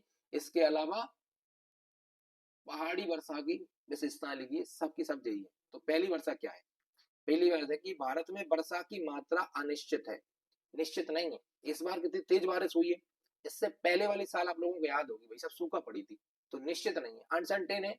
जब मौसम जब औसत से ज्यादा बारिश होती है तो बाढ़ आ जाती है, और कभी कभार इतनी कम बारिश होती है कि सूखा पड़ जाती है। इस बार बाढ़ आ गई थी, पिछली बार सूखा आ गई थी, है ना। बारिश के मौसम में कभी कभार लंबे समय तक बारिश नहीं होती है, और इसलिए फसलों के बीच में पानी की सिंचाई करनी पड़ती है। आपने देखा होगा, बारिश का सीजन चल रहा है लेकिन ऐसा पानी नहीं बरस रहा है, तो जो धान बोते हैं ना, जो लोग धान लगाते हैं, उनको पानी देना पड़ता है उसके अंदर, ठीक है। इसके अलावा आंध्र प्रदेश और तमिलनाडु, इनको छोड़ दिया जाए तो बारिश का बंटवार इतना अनिश्चित है कि कभी जून में बारिश शुरू होती है और कभी जुलाई में। मतलब हमारे जरूरी, देखो तमिलनाडु, और तमिलनाडु को छोड़ दिया जाए तो वो कैसे है, वहां पे पर्टिकुलर टाइम पे बारिश आ जाती है। आप देखोगे मध्य प्रदेश, महाराष्ट्र, राजस्थान, केरला, इधर बारिश का कोई सीक्वेंस सही नहीं है, कभी जल्दी आती है जून में, कभी आती है जुलाई में, ठीक है। इसके अलावा सर्दियों में बारिश भी अनिश्चित है, अभी बरसी है 4-5 दिन पहले, फसलों को खराब करके गई है ना। तो सर्दियों में बारिश क्या है, अनिश्चित है। आप मुझे बताओ कि सर्दियों में जो बारिश होती है उसको क्या बोलते हैं, सर्दियों में जो बारिश होती है उसको मध्य प्रदेश में किस नाम से जाना जाता है, मध्य प्रदेश, राजस्थान में, क्योंकि ये क्वेश्चन पीएटी में पूछेगा, और ट्वेल्थ में पूछ सकता है, मैं कह नहीं सकता आप लोगों से। कभी कभी उत्तरी भारत के मैदानी इलाकों में मई जून में भी बारिश होती है, ठीक है। बारिश की मात्रा पूर्व से पश्चिम की ओर घटती है। पूर्व से पश्चिम मतलब मेघालय आपने सुना होगा, सबसे ज्यादा बारिश वाला स्थान है वो है पूर्व में, ईस्ट में, और राजस्थान है किधर, पश्चिम में, वेस्ट में। तो पूर्व से वेस्ट की तरफ आओगे, यानी कि ईस्ट से वेस्ट की तरफ आओगे, तो बारिश का सीक्वेंस कम हो जाएगा, कम बारिश होगी। आ जाइए जरा, आपको बताते हैं, देखिए जरा। The amount of rainfall in India uncertain, when there is a more rainfall than the average cause the flood, and sometimes there is so little rainfall that the cause the drought, सूखा और कभी कभार बाढ़। इसके अलावा during the rainy season some time there is no rain for a long time, कभी कभार बहुत समय तक पानी नहीं होता, so irrigation is the required for save the crops, फसलों को बचाने के लिए पानी देना पड़ता है। Except in the Andhra Pradesh and Tamil Nadu, the distribution of the rain is so erect, erect जो होती है, that the sometime rain start June and sometime there is no rain even the July. This rain sometime end in the September and sometime in the October. कभी कभार अक्टूबर में खत्म होती है, कभी कभार सितंबर अक्टूबर में आ जाते हैं। इस बार तो खत्म होने का नाम नहीं ले रही, अभी बरस भी गई है। Winter rainfall is also erected. बारिश का, सर्दियों वाली बारिश का कोई निश्चित नहीं है, कभी कभार दिसंबर बरस जाती है, कभी जनवरी में बरसती है, कभी कभार बरसती नहीं है, इस बार फरवरी में बरसी है, ठीक है। Sometime is rain is May and June also in the plants of northern India, मतलब जो होती है मई जून में ये बारिश हो जाती है ना। Amount of rainfall decrease from east to west, east से वेस्ट की तरफ रेनफॉल का अमाउंट कैसा होता है, डिक्रीज हो जाता है, ठीक है। आप देखो यहाँ पे देखिए विशेषताएं, भारतीय वर्षा की विशेषता लिखी, ये ऊपर वाली है, यही है भैया मानसून बारिश की 5 विशेषताएं, और ये सब यही याद रखना, ठीक है हिंदी वालों। इसके बाद यहाँ पे दिया हुआ right one function of the following instrument, एक बार इनके फंक्शन आप लोग पढ़ के चले जाना, मेरे हिसाब से तो एनीमोमीटर, बैरोमीटर, इसके अलावा आप पढ़ लो विंड वैन, ठीक है इनकी, ठीक है बस, और खत्म कर दो।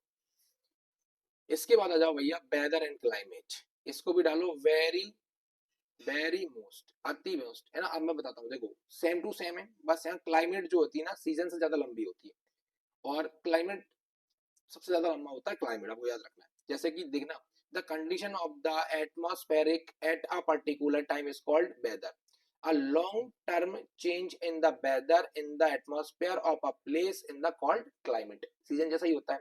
इसके अलावा it's depend on the day to day events happening in the atmosphere, जो एटमॉस्फेयर में दिन दिन चेंज हो रहे हैं उनके होते हैं। Depend on the seasonal events, है ना, ऑफ मेनी ईयर्स, है ना। जैसे हमारे यहाँ की ट्रॉपिकल है राजस्थान वाली, क्योंकि वहां पे बहुत समय से गर्मी पड़ रही है इसलिए ऐसा। This is short term, this is a long term, है ना। इसके अलावा the scientific science that the study of the weather is called meteorology, याद रखना कि जो वेदर की स्टडी होती है मेट्रोलॉजी कहलाती है, और इसकी क्लाइमेटोलॉजी कहलाती है, बस मैं यहाँ पे समझा देता हूँ। इसके अलावा देखो ऑल एग्रीकल्चर रिलेटेड जो activities depend on the weather, कब बारिश में पानी देना है खेत में, कब जो है अकाई करनी है, कब बुवाई करनी है, किस पर डिपेंड करती है, वेदर पे। Crops are grow based on the climate, like paddy areas are the highland and the millets in the area low rain, मतलब फसल कौन सी लगाओगे ये डिपेंड करता है क्लाइमेट पर, और कब लगाओगे ये डिपेंड करता है मौसम पर, ठीक है। अब देखिए जरा मौसम और क्लाइमेट में आपको बता देता हूँ, यहाँ देखो ये है क्लाइमेट, है ना, जलवायु, और ये है मौसम। यहाँ जलवायु लिख सकते हो, क्लाइमेट की जगह पे क्या लिख सकते हो, जल वायु, वायु, ठीक है, जलवायु ऐसा लिख लेना, ठीक है। किसी खास समय पर एटमॉस्फेरिक की जो हाल होता है वो मौसम होता है, ठीक है। किसी जगह के एटमॉस्फेयर मतलब कि मौसम, मौसम में लंबे समय तक होने वाले बदलाव को क्लाइमेट कहते हैं। एटमॉस्फेयर का मतलब है वायुमंडल में, यह कई सालों की मौसमी घटनाओं पर निर्भर करता है, और ये क्या होता है, ये होने वाली रोजाना की घटनाओं पर डिपेंड करता है। ये शॉर्ट टर्म होता है, इंग्लिश वाली भी ऐसी लिखेंगे, ये कैसा होता है शॉर्ट टर्म, ये होता है लॉन्ग टर्म, कैसा होता है लॉन्ग टर्म। इसकी स्टडी करने वाले साइंस को मेट्रोलॉजी कहते हैं, इसकी स्टडी करने वाले को क्लाइमेटोलॉजी कहते हैं। बेटा ये दोनों शब्द ऐसे कैसे लिखना है, इसको ज्यादा हिंदी मत कर देना। खेती से जुड़ी सभी एक्टिविटी मौसम पर निर्भर करती हैं, है ना। सभी कार्यक्रम जो है ना खेती से जुड़े हुए सभी कार्य मौसम पर निर्भर करते हैं, है ना। फसलें क्लाइमेट के आधार पर उगाई जाती हैं, फसलें जो है वो जलवायु के आधार पर उगाई जाती हैं। ज्यादा बारिश वाले में चावल और कम बारिश वाले में मिर्च उगाए जाते हैं, यानी कि बाजरा उगाया जाता है, ठीक है। इसके अलावा ये है मेरे दिल का सबसे करीब क्वेश्चन, ये वाला, ये आपको ऐसा साल नहीं गया भाई साहब जब आपको ये पूछा ना गया हो, एक आध साल अकेला देखो 23 छूटा है, 20 में आया, 22 में आया, 24 में आया, 23 में क्यों नहीं आया, क्योंकि ऊपर वाला 23 में आया था। तो यही क्वेश्चन बार बार रिपीट हो रहा है, 25 वापस आया था, 25 में भी आया था, ये देख लो, है ना, 25 में भी आया था ये, ठीक है। तो यहाँ पे आपको याद रखना है, write the 5 measures to the protect crop from the frost, फसलों को पाले से बचाने के कोई 5 उपाय लिखिए। तो भैया मैं बता रहा हूँ फसलों को जो है पाले से, पाले मतलब तुषार, याद रखना, पाले का मतलब हमारा क्या है, तुषार है एमपी में, हमारे बोलते फसल को तुषार ले गया।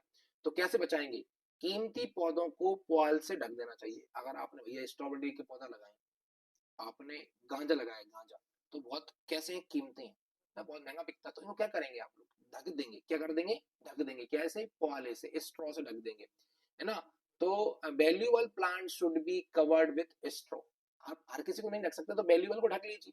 इसके अलावा irrigation should be done, irrigation should be done, सिंचाई करनी चाहिए। क्या करना चाहिए, सिंचाई करनी चाहिए।